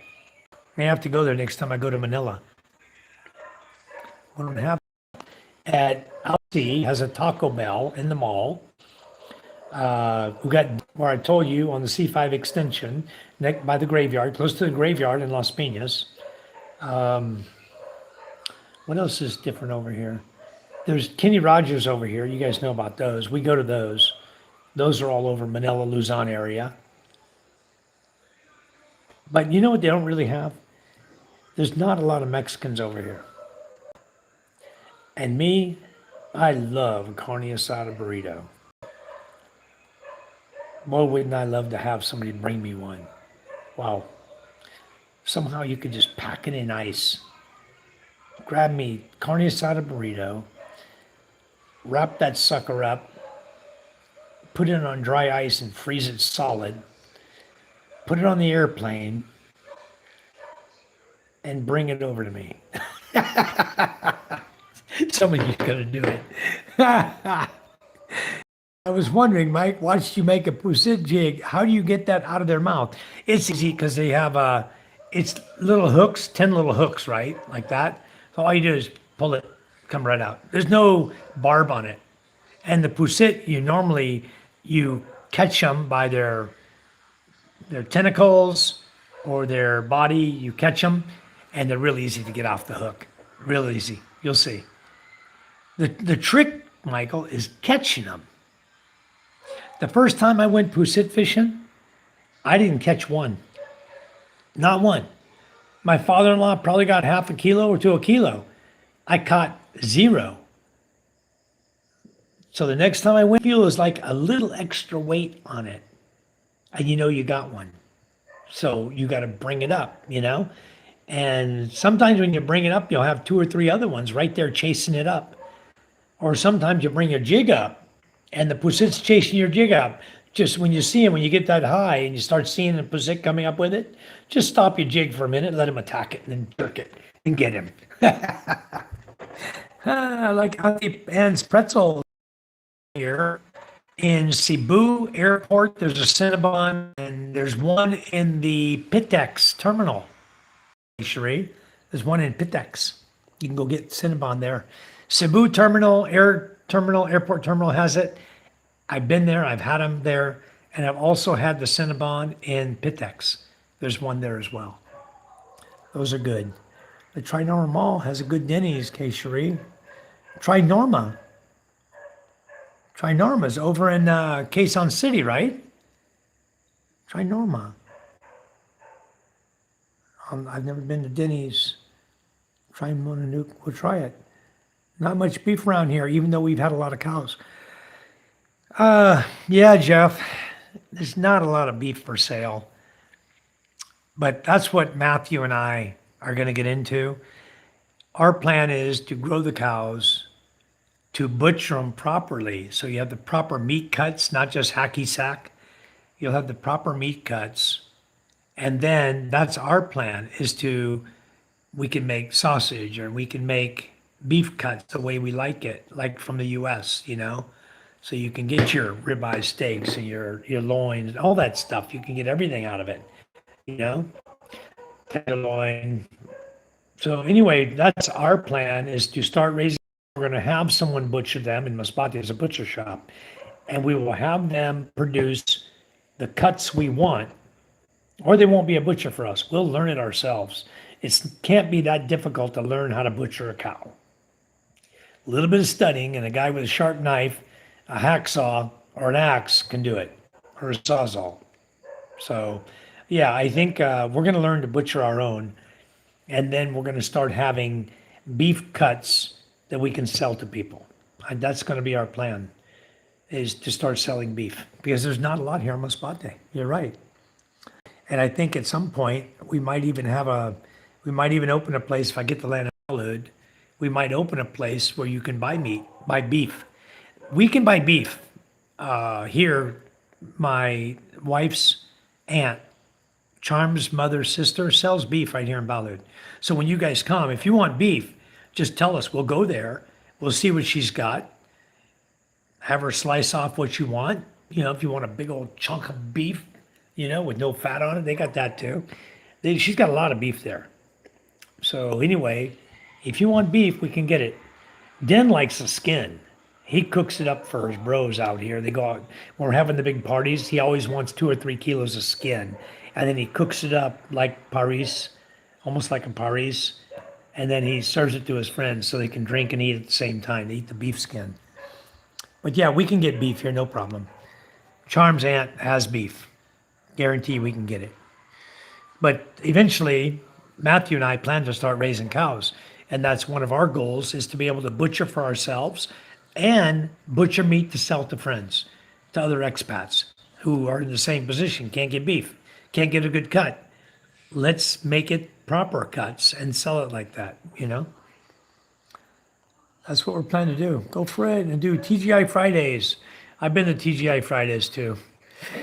In fact, you guys know Jap 1967 here in the chat. Ray in the Philippines with Lynn, Jap, whose name is John, and Melody, his wife, and Charm and I all went to TGI Fridays and had dinner at Mall of Asia. That's where I met John in person, and Ray was with us. So we all 3 met and went to TGI Fridays at Mall of Asia and had dinner there. A lot of fun. Good food too. Go to Molito Center, good restaurants. I hope you guys do start raising cows so I have beef connection when I'm there. We will be, Michael. We are going to raise cows, and probably going to start here in the next, within the next year is what I anticipate. Because in December, we're going to walk up here, we're going to look over my father-in-law's land and decide where we can fence it, to properly fence it off so we can rotate them. Then we're going to have a roving chicken house that we can let the chickens eat the bugs and poop and help the grass to grow. And we're going to be using a movable chicken house along with in the fields as well as the cows grazing there. My father-in-law has water. I might even set up sprinklers, and I may even seed it to get some really big, nice, healthy cows, some good beef to sell. Look at the map of beef cuts. Yeah, shows you the whole body of the cow. Exactly, Rebecca. And I think anybody can really carve up a cow if you pay attention to the way you slice, So I think we'll be fine. And I may end up just being the butcher before long. I think I can handle that job. So I'll make sure I have the proper visa for it, though, too. We want burritos, we'll get the meat. Nice. I want burrito now. I went to Greenbelt 3 in Makati a lot when I go bored waiting for my partner. Yeah, I know Greenbelt pretty well, too. I get lost in that frickin' mall. It's too big. I get lost in it easily. We were all 3 sheets after New Year's Eve, and the waitress asked my buddy would he like his hash browns. Smothered and covered. He said smothered, covered, and mothered. All right. That's a good one. The shooting range. No shooting range over here, Luke, in Masbate. Unless we go up in the mountains over here. I still got to get Get guns though, because guns are illegal for foreigners to own if you want to go shooting. Proper cuts, proper packaging, good to sell. Yep, we're going to try it. We're going to try it. I'll be making good quality sausages when I come there. That's our plan too, Luke. I'm raising the bad boy. We're going to have a piggery. We're going to make our own sausages. And trust me, they're going to be good. Good beef smoked sausage that anybody would love to buy. Not this greasy, fat-filled longanisa, they call it here. That's just garbage. It's all fat, ground up fat. I may need your help. All right. Because there's a butcher that shows him cutting and processing on YouTube. We'll probably be watching a lot of those, Rebecca, because we need to learn how to do it. Yeah, it's easy to get lost in the mall in Green Hills. It's Green Hills 1, Green Hills 2, and Green Hills 3. And they're all like right there and they're huge. And yeah, it's easy to get lost in the mall. You park your car and you go, damn, where'd I park the damn thing at? You got to remember the parking garage, the letter of the floor level, the letter you were in, and the number of your parking slot. So you can get close enough to click your button. Hey, where's my car? It's the mother to find your car again. Jimmy John, I know all the cuts. I'm a meat distributor. I know the butchering process too. Well, why aren't you over here, Jimmy John? My goodness. We're going to need you. You need to get over here. You quit fooling around in the U.S. Get your ass over here because Matthew and I are going to start raising cows and we want to do it. Seriously, it's going to be a serious business. We're going to raise cows. We're going to butcher them. We're going to sell meat. It's going to be a serious business. Moa is a huge moa. Yeah, it's getting bigger, huh? Yep. That ain't no sausage that you're talking about. My partner tried getting me to eat that, but I couldn't. Yeah, longanisa is not. It's just fat. It's just garbage put into a shell. You know, that's no good. I hear the Sugi ringtone. I need tongue it. And I call my wife Sugi and Peaches. Robinson's Pla Vermita is not big, but a nice mall. Robinsons tend to be very small malls, you know. Even Alabang Town Center, not Alabang Town Center, Philinvest Mall has a Robinsons in it, you know, but the whole mall, Philinvest, is not that big. It's easy to not get lost in that one. Love a good breakfast. Took me a while to get used to eating rice for breakfast, though. They eat rice 3 meals a day over here. You know, I skip 2 of those. I'll eat rice once and then skip a couple meals. I wish these dogs would shut the hell up. What's happening is Smokey's got me to the point now. When he comes up tomorrow, I'm throwing the frickin' leash on him and I'm tying his ass up. And I'm gonna shut the gate because I'm tired of him running. He won't come. He won't listen. He won't come up here when I call him. He's stubborn. So I'm just gonna tie his ass up. And he may die on the leash with poisoning, whatever poisoned him. If I can't feed him and get him past this that he's got, whatever he's got, then he's gonna die. And he's not eating right now. So I'm probably going to put him on the leash and try to get him to eat up here. See if I can get him to eat chicken bones and stuff. That's his favorite. So, yep, Philinvest too, yeah. Rice 3 times a day made me fat the last time. I'm fat already. Grits, rice, all good for breakfast. Sometimes breakfast for dinner. That's me. I want breakfast for dinner. Rice is life. That's right. And mixed with Red Horse and Tandawa. Yeah. Cheers, guys. I only got a swallow left. And I'll be shutting down my live feed for the night. Anyway, it's all good. That area inside the gate isn't enclosed. No. It's barbed wired, but not enclosed to keep dogs out. So Charm and I are going to put up like 2 or 3 hollow blocks like we did the gate up top. And we're going to do it the whole length of this whole property. It's going to get gated. Thank you, Keishi, for the golden coin. Thank you. I got used to coconut squash and rice is the one. All right. Yeah, you can get fat on that. I don't know how, but squash don't get you fat. But eating rice at the wrong time of night can be bad for you, you know? I got these little fruit flies in the house right now. Ready to start zapping them. I got the zapper. All right. I'm so tired of this freaking guy sending me nasty reels about Trump. I'm so tired of him dogging on the president of the U.S. Anyway, the rice and red horse makes you fat. It sure will. I think that's probably drinking gave me my tummy, but also hereditary. My dad had a tummy way bigger than mine at 50. When he came to visit me, he at 73, he had a huge tummy. So what I've been trying to do is not get that tummy, but it's coming on. It's nothing I can do, it seems like. I'm going to try the chair Tai Chi, start doing chair exercises where I can seriously work the stomach muscles and see if I can't tighten this up before December. I don't want to look like a pudgy little fat guy when you guys show up. I like to look normal, you know? Anyway, my stomach's big. The rest of my body is normal, except for my stomach. My stomach's fat. So, anyway, I'm going to try to get rid of the stomach. If I keep working hard, not eating rice, slow down on these. I mean, this is number 2 today. Okay, that's 1 liter of these I drank today. The other one's right here. So I drank 2 Red Horse 500s today. I may be cutting it down to 1. Need to cut it down to 1 a day. And then work more, work hard. I got a treadmill here too. I probably need to get on it. MJ loves it. I need to get on the treadmill. Luke said, I drank 10 bottles of that a day, sometimes more, Mike. Everyone wanted a shot with me. I don't do 10 of these. 2, like last night, we did karaoke. I did 4 bottles. And I woke up this morning. I got up, went and took a shower because I smelled myself. I smell like beer. Red Horse makes you stink. You sweat the beer out. Your body stinks. I can see why Charm doesn't want to get anywhere near me after I've been drinking Red Horse, you know? So first thing I did, I went to bed last night. I got up this morning and damn, I smell like I've been leaching beer out of my skin, you know?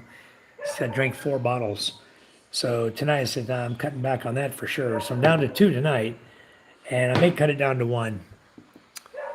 Yep, 10 bottles of Red Horse. That's a lot of booze, buddy. You're getting all the nutrients you need every day. I try to. I eat my vegetables. I eat my chicken or my fish, whatever they cook. If it's kangkong or I get my nutrients. I try to. I also have magnesium pills here that I can take, and I eat bananas. I eat fruit. I get my proteins and I get my fruits and vegetables. So I try to eat a good meal. I haven't taken my blood pressure medication. Wow, it's been like 3 days. I don't know why I keep forgetting it. Well, I would notice when I needed it because I would become short-tempered with the kids. But lately, I haven't been short-tempered with the kids. And even after 3 days of not taking medicine, I went up to see the nurse to do my, damn, this lasting me forever. Got 2 left in this one. I went to see the nurse and did my blood pressure. I was 130/80, and I hadn't taken medicine in 3 days. I went up there and she said, oh, we're going to take your blood pressure and your blood sugar. I went up there for blood sugar because everybody, for some reason, always says, oh, you have high blood sugar. I don't know why they say that. Because never have I had high blood sugar, ever in my life. And I went up this time, I was like 90. You got to be like 100 and something to be high blood sugar. I was like at 90 and no fasting at all. And I'd had 2 coffees that morning, which is sugar in it. It's like 3 in 1. It's got sugar in it. So you would think that my blood sugar would have been high, but it was like a random blood sugar with no fasting is what it was. And I did it, and I was like at 90 or 91. It was something very low.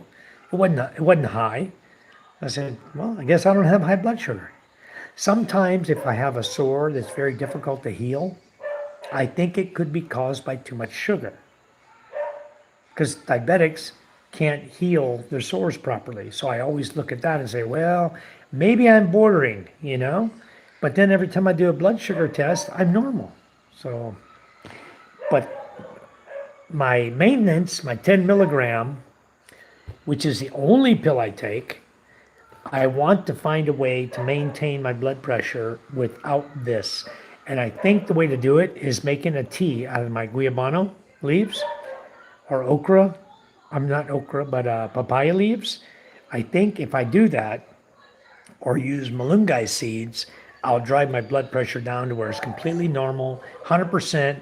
I can throw these amlodipines in the frickin' garbage. Right now, I'm barely taking them. I haven't taken one in 3 days. Here it is right here. One pill.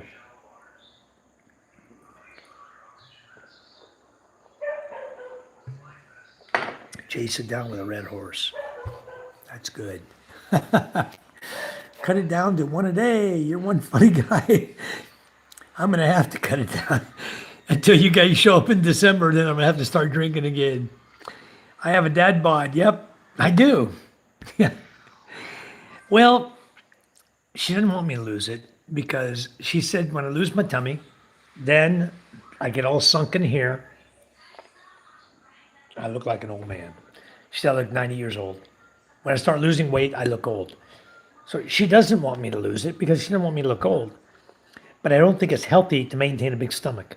So I want to cut it back, turn it into muscle, try to find a way, literally find a way I can control it. Right now, I'm not controlling it. Even though I try to not eat, it's not enough. It's not controlling it. And I think the problem is that I'm not working the muscles enough to hold the fat in, to look slimmer. If you work your muscles good in your stomach, the fat will go away and the muscle will hold the fat in. The stronger you can make your stomach muscles, the more you're going to hold the fat in and you're going to not bulge it, you know? So that's where the point, kind of the point I'm at is where I know what I need to do. I just got to do it because we tried to no beer for 1 month. I had no beer. You guys knew that. My stomach never went down. Stayed the same. And my weight's staying the same. I can measure myself right now. It'll be 76. Guarantee you. Oh, upside down. Got the scale upside down. Okay. Let it turn off. It's reading a weird 155 already. 0. Whoop.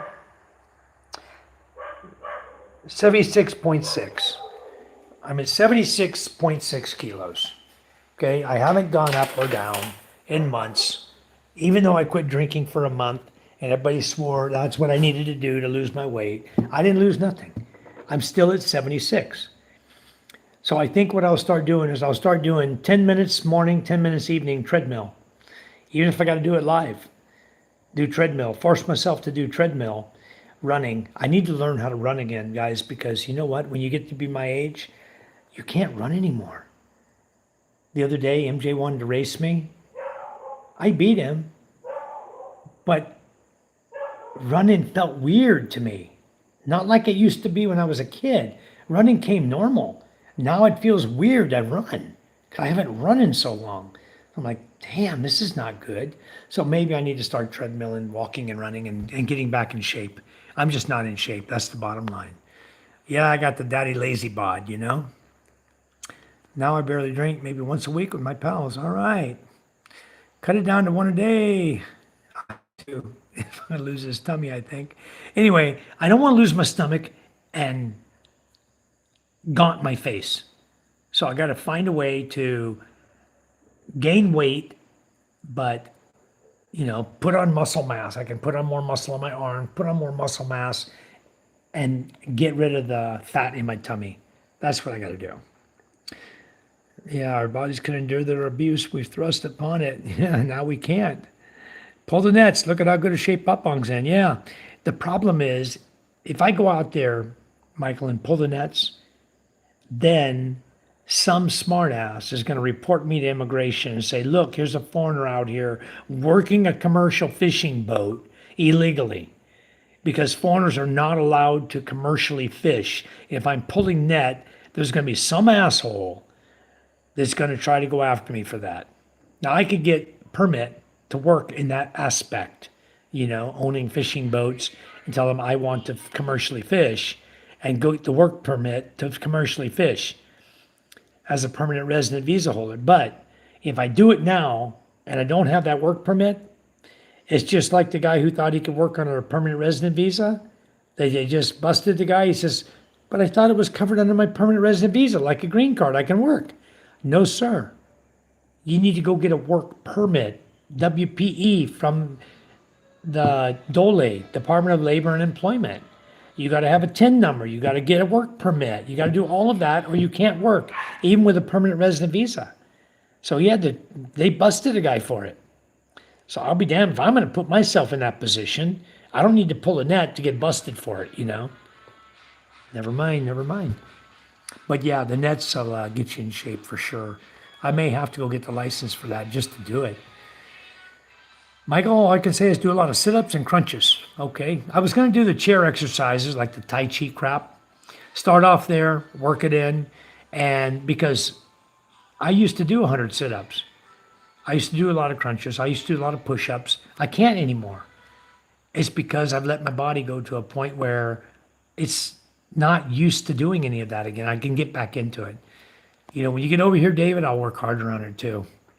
170 pounds, not bad. Yeah, that's what I weigh right now. 76 kilos, 77, whatever. All right, beautiful Earth, signing off. Have a great day. Thank you. Jeff Babb says sit-ups. Yep, I'm going to have to do it. The chair Tai Chi where you're sitting in your chair and you're raising your legs up and you're doing your arms across, I'm going to start doing all that chair Tai Chi stuff, start exercising that, and figure out if I can't, I don't want to pay for this stupid program. I'm going to see if I can just do it on my own. Hello, David. Welcome, welcome. Are you in Guam now, David? What, really? It's your boat. Hire someone to watch you so you're not taking a job. Oh, well, just a thought. Yeah, it's our boat. We own the boat, but it'll be somebody on my live feed. If I don't do a live feed or a video on it, I'll go out and pull nets all day long. It'll be somebody on my live feed who wants to be a smartass, who's going to try to start crap. There's always those one or two individuals in this world who, if you do one little step out of line, they want to report your ass for it. So better I don't even record it. If I'm going to do it, I'm not going to be on live feed. I'm not going to video record it. I'm going to do it just to do it. And they won't be watching me. Me and David, when he gets here, maybe we're going to go out and drop some nets. We'll pull our own nets, catch some fish. But I'll be damned if David and I are going to record it. They're not even going to know we're out there. Hey, start off slow and then work up to doing more. I'm going to do that. Yeah. Hang all night, go to work the next day. You say no more, but then do it all over again. That reminds me of Guam when I used to be stationed over in Guam for a month. Go out, work all day, take a quick 2 or 3 hour nap because the bars didn't start till 10 o'clock at night. Go out at 10 o'clock, stay out till 4 o'clock in the morning because the bars didn't close till 4 a.m. in Guam. And then sleep for 2 hours. I would get my uniform on. I would sit at the sonar console, put my head down right in the sonar shack. I'd put my head down, go to sleep. And the guys that come in the morning wake me up. Hey, time to go to work. Okay, let's work. I'd have my nap. I'd party all night. And I'd get up the next day. I'd only get like 2 or 3 hours of sleep a day out of 24 hours. Party animal, I'll tell you. Guam's a fun place to be. All right. I had 2 of my 4 teeth cut out. 2 more to be taken out. Okay, good, David. I hope you get through that really quick and get on over here. I hope you get here before the 15th. I was planning to be at Jeff Babb's birthday party on the 15th. I hope we can all go and make it there. If you don't, it's okay because hopefully we don't know what the weather's going to do either. It's been raining every day and this road out here is really muddy. But if whenever, we'll pick you up in Masbate and bring you back here. And then if the weather's okay, we'll go visit people, If not, then we'll stay here. We got my birthday coming up on the 22nd. I don't know if Jeff's going to be able to come to that because of the weather too. If he wants to come over here, because I don't have a 4x4. All I got's a 2-wheel drive truck. And I don't drive this road when it's all mucky and muddy and raining. And at some point, I may have to get my truck out of here. There's another place I park my truck now, down the road. It's across 5 of the rivers. On the other side of 5 of the rivers is where I can park. And that way, there's always a back way to get over there for the quad or the motorcycles. We can ride bikes or quad over to the truck. and get in the truck and go from there. And we're already across the rivers just in case the rivers wash out. So with your truck, David, we'll do the same thing. We'll either park it there or park it in the garage. And that way we can always have access to our vehicles to take them out, you know? Anyway, the road so far is okay. Hey, Thomas, how are you? Thomas Maria, thank you. You'll be there before my birthday. Awesome. Awesome. That's great. We're going to have a good time. Traveler says, hey, man, I've been in Manila about 2 weeks, headed to Dumaguete on Monday. Nice. You might like Dumaguete. A lot of people like it. Personally, I don't. I made a post on Facebook the other day about the crime starting to pick up in Dumaguete. Just a simple little post. And boy, did I catch some shit from the guys living in Dumaguete. It's not crime. There's no crime over here. Blah, blah, blah, blah, blah. Really?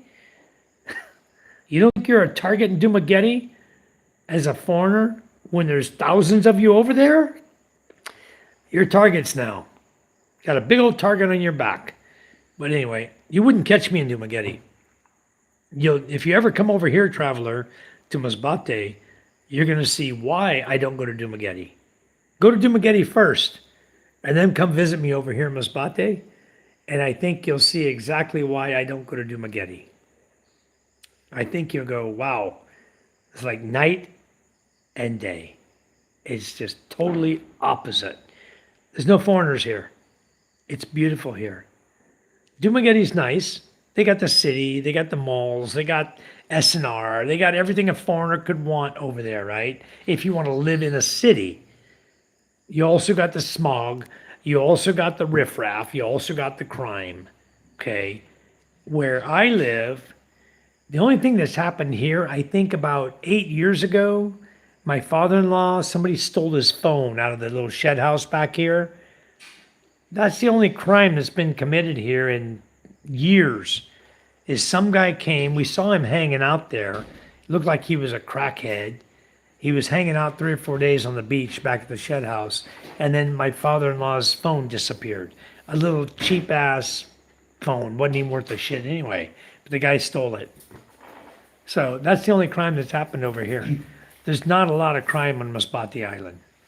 So it's like, nobody here has locks on the doors. We do, okay? Rebecca will have a lock on her doors, but people in this village, they don't have a door. A lot of them, they just got a curtain.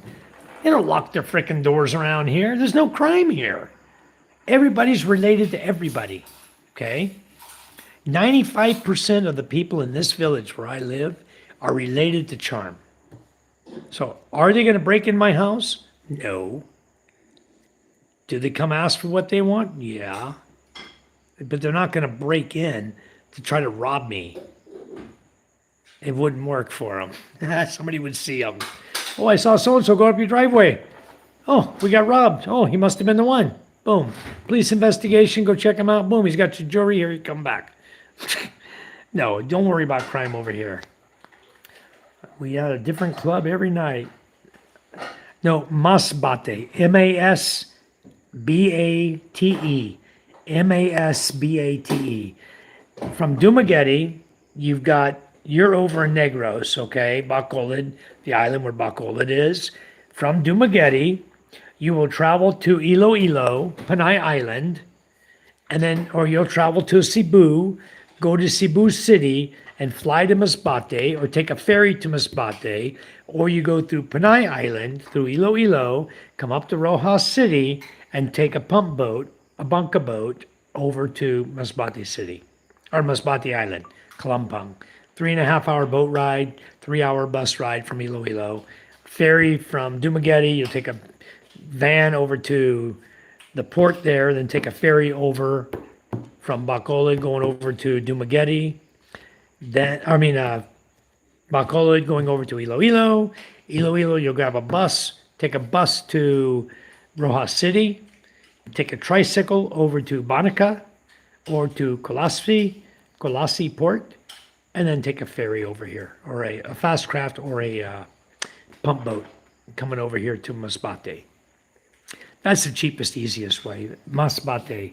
Masbate. That's where I live. Yeah, Dramageddon. Seem like the expats are always fighting amongst themselves, always complaining about the Philippines. I don't get it. Exactly. And that's why. But don't you dare say anything about them. You dare mention any of what you just said, and you'll have 100 guys jump on you. It's a bunch of freaking drama over there. And traveler, you're going to find it out. When you get over there, there's nothing but foreigners around.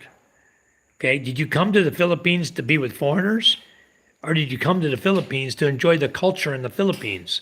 And you're going to get the hell out of Dumaguete. You're not even going to enjoy it. I guarantee you it's going to be like, screw this, I'm out of here. You know, everybody thinks they want to live in Dumaguete. Go live in Iloilo. There's not as many foreigners. There's a lot of foreigners there, but not as many. And it's a nicer city. Okay, go to Rojas City. Even less foreigners, even though they're coming to the Canadian Beaver. There's now, when I went to Canadian Beaver, I was like, wow, this place is loaded with foreigners. Damn.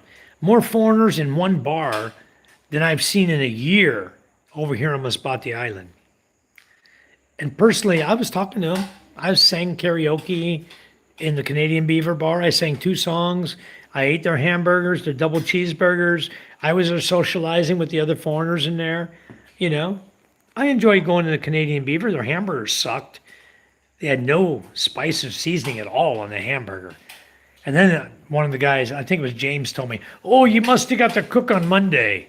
He knew I was there on Monday because their big get-together was on Sunday, right? All the foreigners, and we went the next day because that's the day we arrived there. So anyway, they knew I was there on Monday, so I got to taste the shitty cooking of the cook who didn't know how to cook a hamburger, who don't know how to use salt, salt or black pepper. So anyway, yep, Masbate. Yeah, Jeff, we're going to try to make it over there. We'll try to make it over there on the 15th. We'll see how the weather holds up. We're getting close. What's today, the 8th or 9th? Today's the 8th. We're getting close. 7 more days. We'll try to make it. I think everything's going to be dry. I don't think we'll have any storms then. I hope not. I'll tell you what, after the rain last night, I was like, man, I got to get my truck the hell out of here. It rained hard from midnight to 6 in the morning this morning. And then it was just sprinkles after that. All day today, just sprinkle. Nothing to hurt any ground. But I don't know if there's one river that's threatening to be eaten out on one side of the road.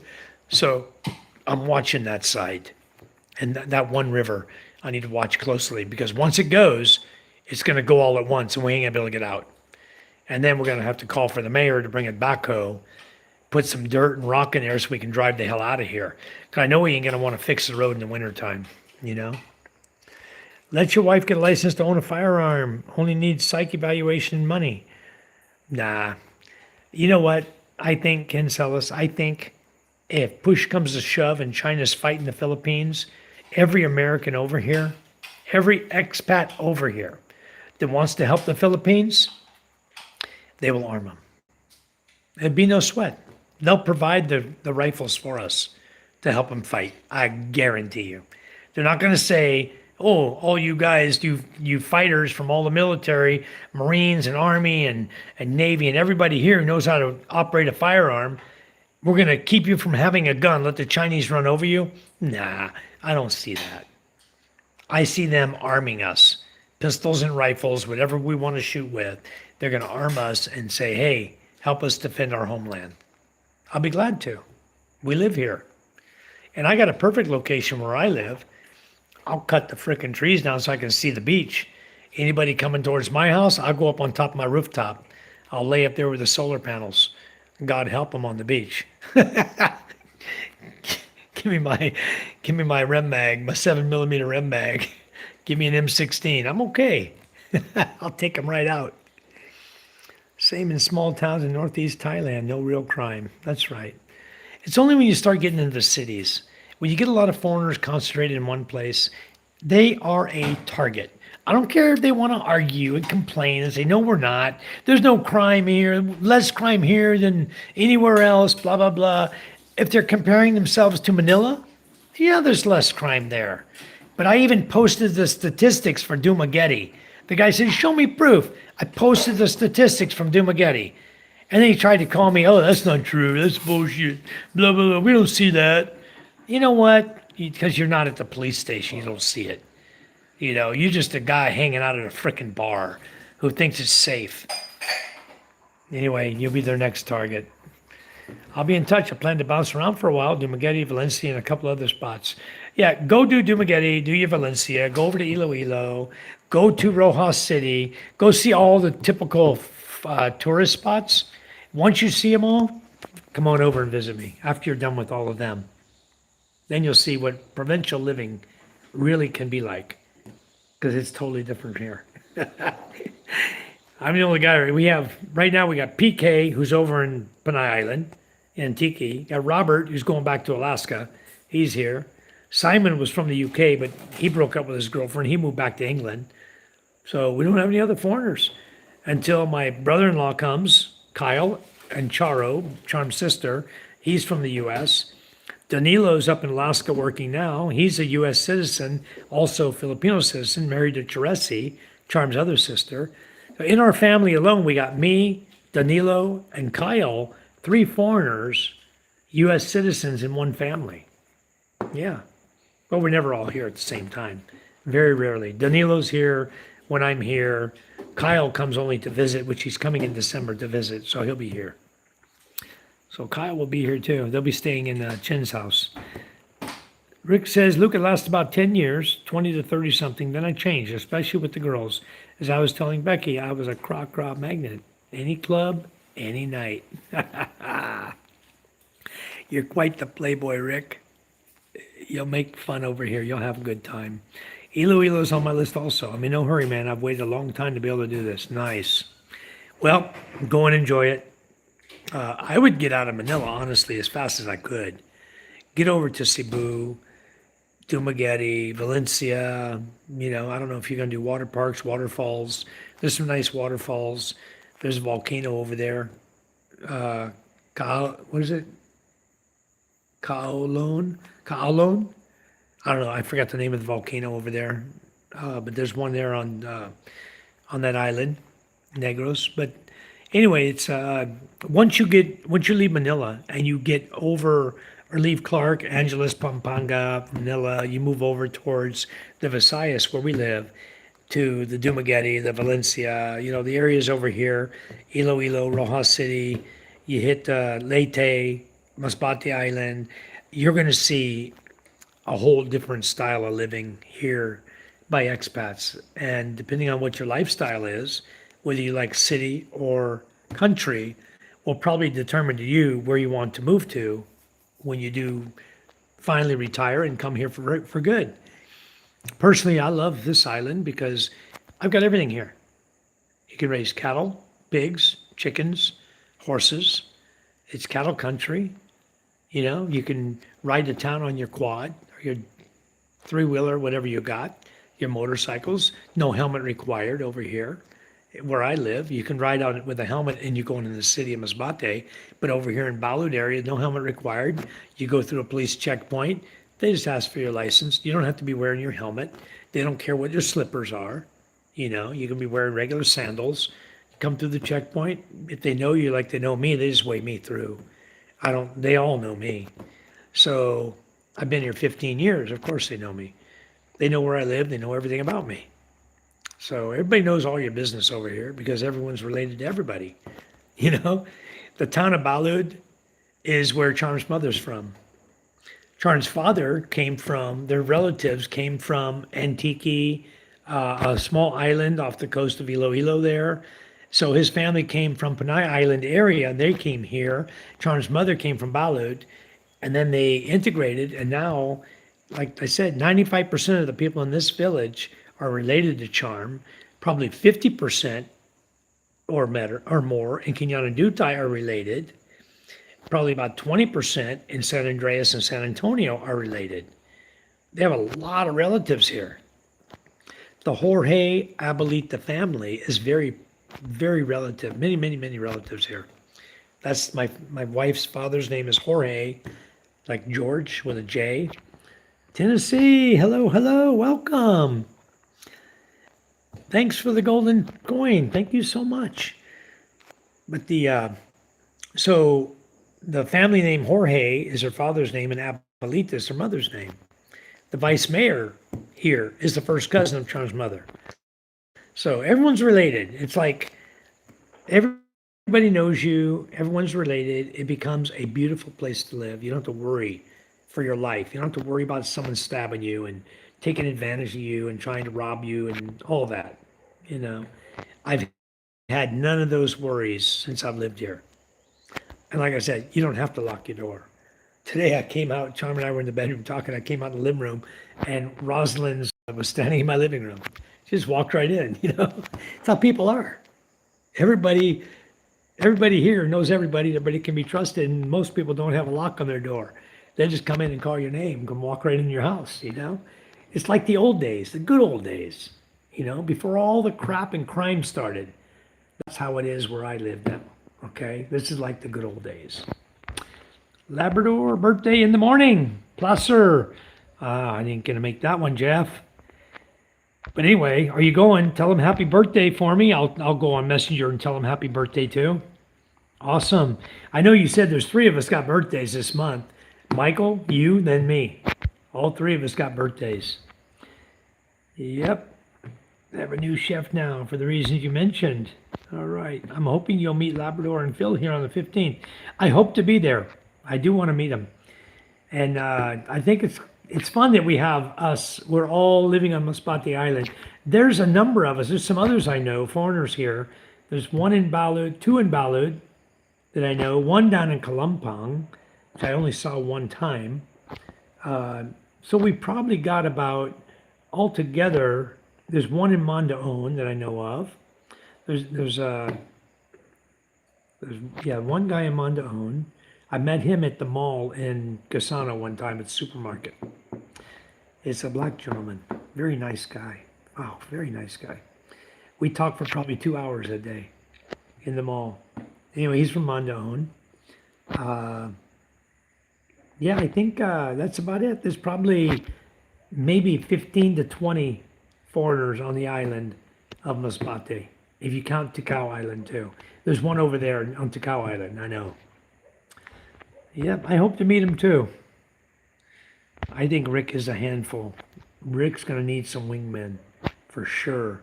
He wants to go to Angeles, so you got to have a wingman if you go to Angeles for sure. The big thing is you don't want to spend time in a Thai jail. I don't want to spend time in any jail. I don't break the law. I don't want to spend time in any jail. That's why I don't break the law. Smarter than that. Yeah, you don't want to spend time in a Filipino prison either, says Luke. The Philippines is one of the largest producers of 911s and revolvers, not to mention the underground makers. Yes, Rick, you want a gun? It's easy to get one. Probably right now you can pick up a 357 or a 45 cal. You can probably pick one up right now, 15,000 pesos. No problem. And then you just got to know somebody, maybe a security guard or somebody that's a friend of yours or a relative. They can buy the bullets. Go to the bullet store and buy them for you. Many as you want. They don't care. As long as he's got a license to carry, he'll get bullets for you. So if you want to break the law and you want to own a gun, then feel free. You can do it. Certainly you can. But don't talk about it to nobody, you know? If you have a firearm, don't ever tell anybody. Don't ever tell your kids. Don't ever tell a relative. You know, keep it to yourself. You know, it should be something that you never speak about. Protect your family, but don't speak about it. I got a bow and arrow up here, a really cool one. I'll show it to you guys sometime. Maybe tomorrow I'll get it out and show you guys. Thomas Maria, something in Singapore. Oh, I've been there. I will be there soon, but I will lay low until I'm needed. All right, David, same here. You know, I'm going to be mellow until they really need me. And then when they need me, then we'll step up.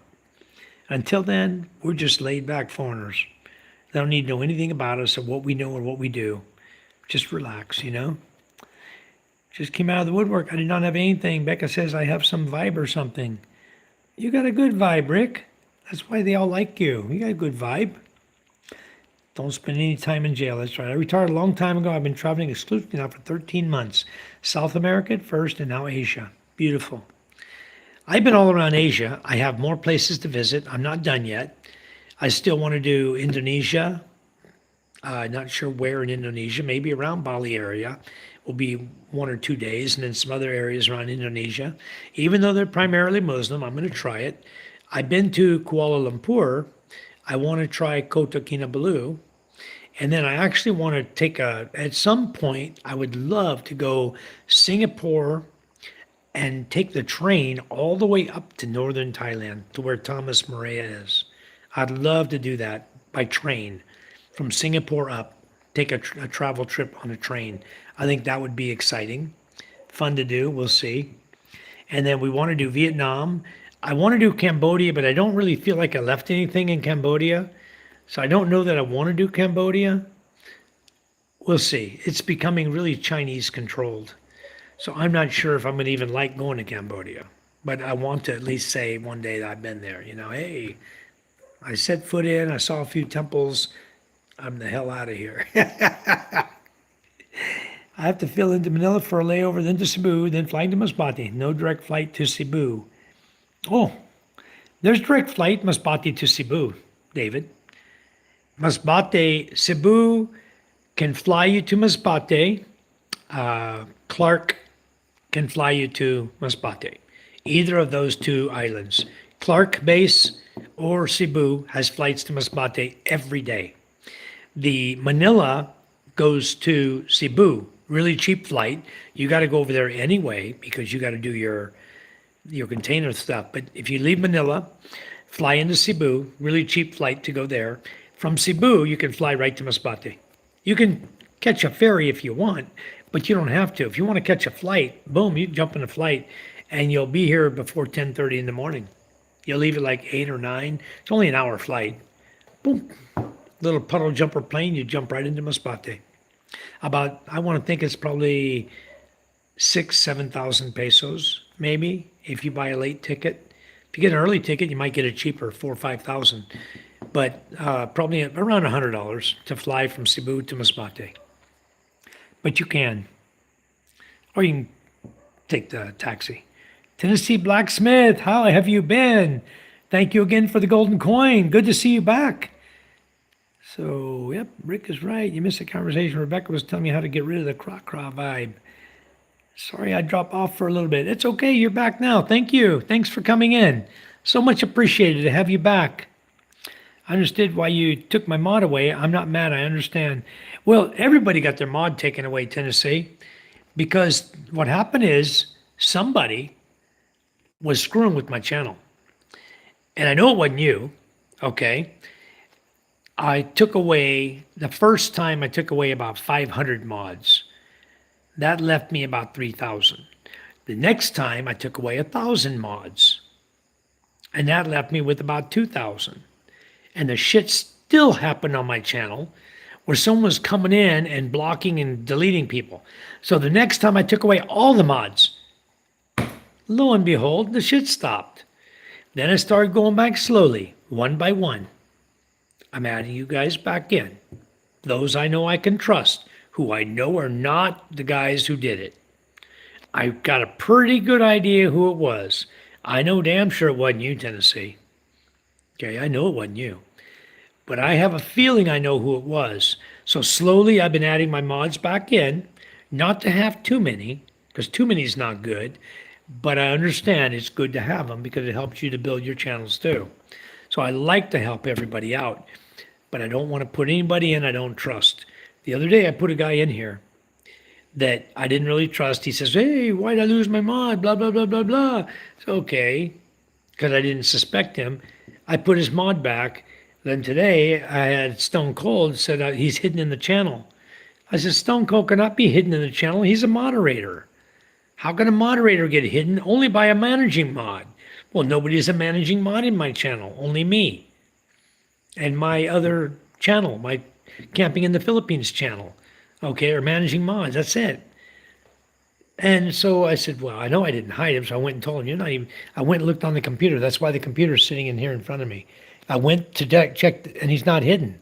He wasn't hidden to begin with. I don't know what happened to his YouTube today, but it didn't let him in my channel for some reason. I'll go be for one mod. Kick me off here. Well, you're a mod now, so I gave your mod back, Tennessee.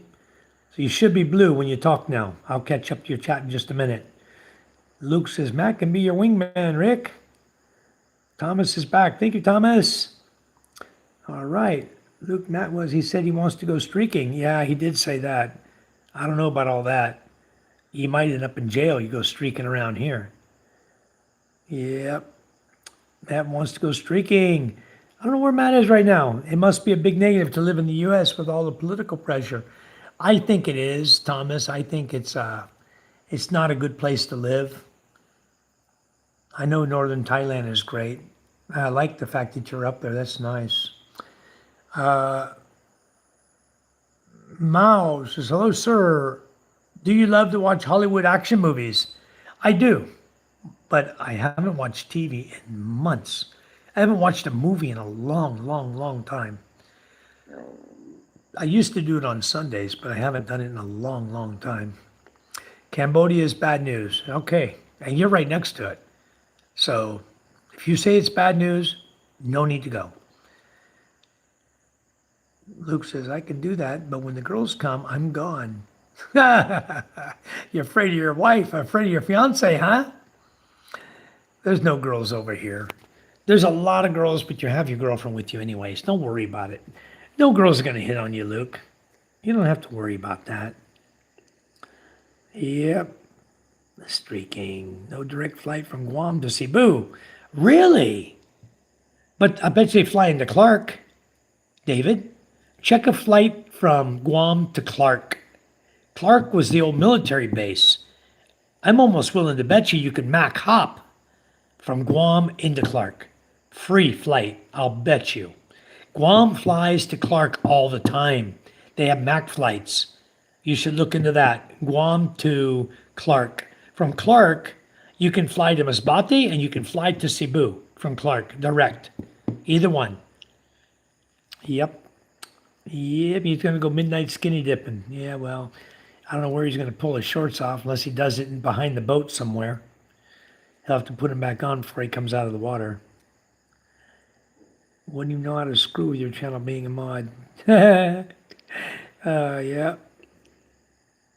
You have to ask for backup. Mike, Keshri, Stone, Jimmy John. The particulars are a little unclear.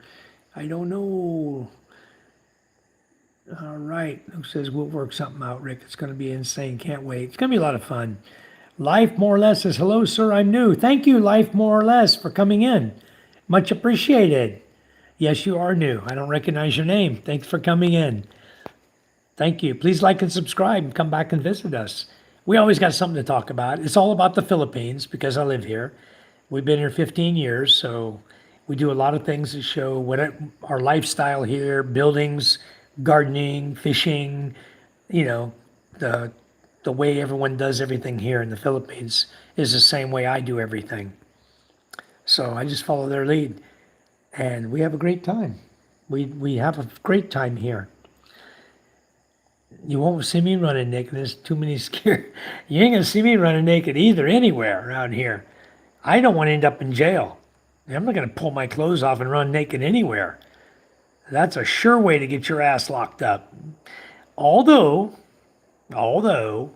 there is a Filipino guy who has his bolo strapped on his waist, and that's the only thing he's wearing. And when you're driving between Balud and Masbate, sometimes you'll drive right past him with his brown naked butt cheeks hanging right out there and his ding dong hanging out the other side. Which you never see because you pass him. All you see is his butt cheeks as you're going by him. Because usually he's going the same direction I'm going, seems like. But anyway, I'm sure Charmin has seen the guy before because I just see the guy. He's a crazy. He's always naked. He never dresses. Okay? So nobody arrests him. But I guarantee you, if a foreigner does it, you're probably going to get arrested. You're probably going to go, what the hell are you doing over here? Naz T. Cat, how are you? YouTube has been glitching in people. Yes, it has, because Stone Cold, one of our moderators, couldn't even get on tonight. That was really strange. Yeah, I don't want to fly into Manila again in the container in dollars in Cebu. I would, another thing, check, David. Check flying into Iloilo. That's an international airport. If it if it doesn't fly into Cebu direct from Guam, I'm sure it's because they're going into Clark. But from Clark, you can fly direct to Cebu, guaranteed, without touching Manila. You go Clark to Cebu. From Cebu, you can fly right into Masbate. You can. That's the way to do it. You can fly from Clark to Masbate, or Clark to Cebu, Cebu to Masbate. Or you can take a ferry over if you want. If you want just a night of relaxing, it's an all-night trip. You come here, you get here in the morning. But you can drink and relax on the ferry and, just go to sleep. Aircon room. Oh, yeah, it says, have a good evening, Mike. Okay, thank you. If you get to Northwest Thailand, check out Wat Doi Suthep. And on top of the mountain, look out over all of Chiang Mai. Okay, we'll certainly do that. Thomas, if I come to Northern Thailand, I'm coming to visit your ass. I'm going to let you take me around. I'll get a guide out of you. Hey, Mike, I am not going to Angeles City. Oh, you're not? Or I'm going to kill or streaking. These are ideas from N. Jethro and Jimmy John and Stone. Oh, okay. I will take a look at that, Thomas. But if I come over there in Northern Thailand, I guarantee you I'm looking for you. Because I know you're there. I'd rather meet up with somebody that knows the area and knows their way around than to go there blindly and not know what the hell I'm looking for, just looking at Google. I'll find your ass real quick. I sure will. Scott and Isa. Hi, Scott. Back in 30 days. Isn't that awesome? Scott, you want to stay green or I put you as a moderator? Well, I'd make you back your moderator. There you go. All right. Scott, tell Isa when you talk to her, for some reason on my channel, every time I click on her channel for subscribing, I click on it, the button goes from black to white, and then I scroll down the screen and I go back up and go to Isa's name and it's not subscribed. I don't know why. It's not letting me subscribe to her channel. I may have to go over and just become a member. Maybe then it will let me subscribe. But for some reason on her channel, I cannot subscribe to her. It's not letting me. It's really weird. I've tried it. Every time I go into my subscribers, I see it. I click on it and it won't let me subscribe. Maybe I am subscribed. Maybe YouTube just screwed up. I don't know. Anyway, Scott, good to see you. Good to see you again. Don't forget the antenna, please. If you can remember it. Much appreciated. Try not to forget that if you have it. If not, we'll have to buy one here. We'll have to figure it out and buy one here. But anyway, we'll be, I plan to put that, I will tell her, okay, thank you. I'm planning to put that fish finder that you gave me, I'm going to put that one on the MJ boat. Whether my father-in-law likes to use it or not, if I'm going fishing with him, I'm going to be the one using it because I want to see what's going on. I love to watch the bottom of the ocean so I know where I'm at. I know where the corals are. I can see it all on the fish finder because he doesn't always tell me where everything is. He just knows where to go. So I just take his word for it. I don't know the bottom of the ocean. I don't have Navionics on my phone anymore. I'm going to put Navionics back on, and with the fish finder, I'll be able to do some good plotting and for fishing and stuff. And I also have your coin machines over here to give you too. I want to see you set up the coin car wash. I'm going to do it over here one of these days. Right now I've been too damn busy. But we're going to set up a coin car wash over here. We'll let Rebecca run it. That'll give her some extra income. Yeah, right now we have rain almost every day here in Thailand. Same here, Thomas. It's been raining here every day for the last 3 or 4 days. A lot of rain coming here. Antenna will arrive in boxes. Awesome. Thomas says, if you own a house where you're at, is there tax on the real estate? Yes, we pay property tax. Property tax for this lot, it's almost 5,000 square meters. It's agri land, coconut land is what they call it. And I think our taxes are somewhere between 1,000 and 1,200 pesos a year is what we pay. like, what is that? $1,262, $20. It's like that, something like $20 a year, property tax. Charm and I have a lot of properties. And so some of them are a little more expensive. I got one that we just gave 1.7 million for. I can only imagine what my property tax is going to be. I got one I paid 1.68 million for. So yeah, that property tax is going to be higher. But this land over here, the provincial land, that we only paid, like John paid 67,000 for this lot, 150,000 for our other lot. We've got a bunch of little cheap lots over here, 70, 80, 100,000, whatever, 180,000. Those are really cheap. Property tax is cheap.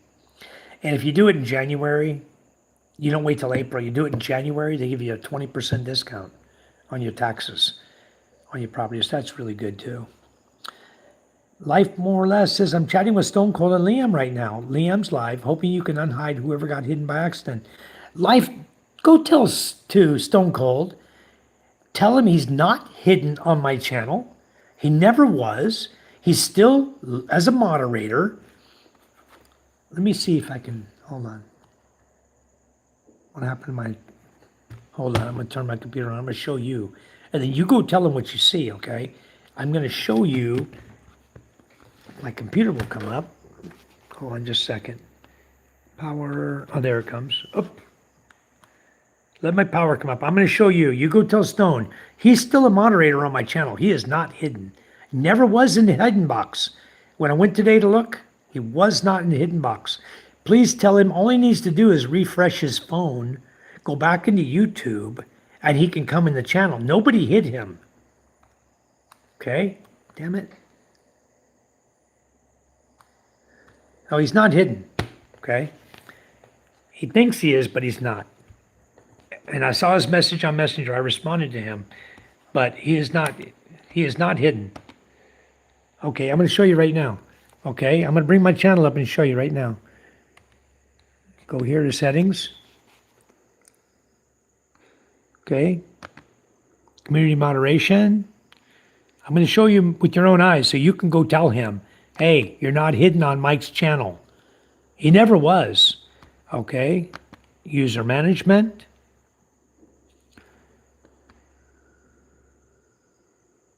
Okay, now you come down here on the right side. Up. Where's my marker at there? Hold on. What is this? That's stupid shit on here. Okay, there we go. Okay, now watch this. Here we go. Look at my standard moderators. Look right here. Stone Cold. He's a standard moderator, okay? If you're a moderator, you're not hidden. All right? Look at, I'll raise it back up. Standard moderator. Stone Cold is right there, okay? He is not hidden. Now you jump down here, the hidden box. Everybody who's hidden, watch. I'm going to scan the hidden box down for you. I'm going to use a little arrow here. I'm going to go down.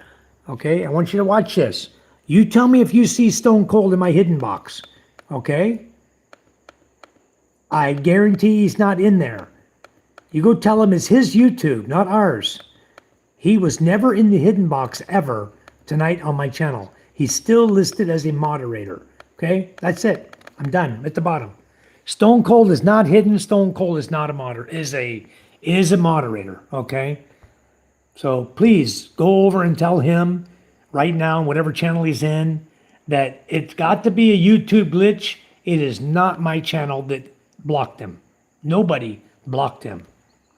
I went and looked earlier. I showed everybody in the channel earlier too. Thomas says, if there's young boys who ride a small motorcycle or motorbike, do they get away with no license? No. And no.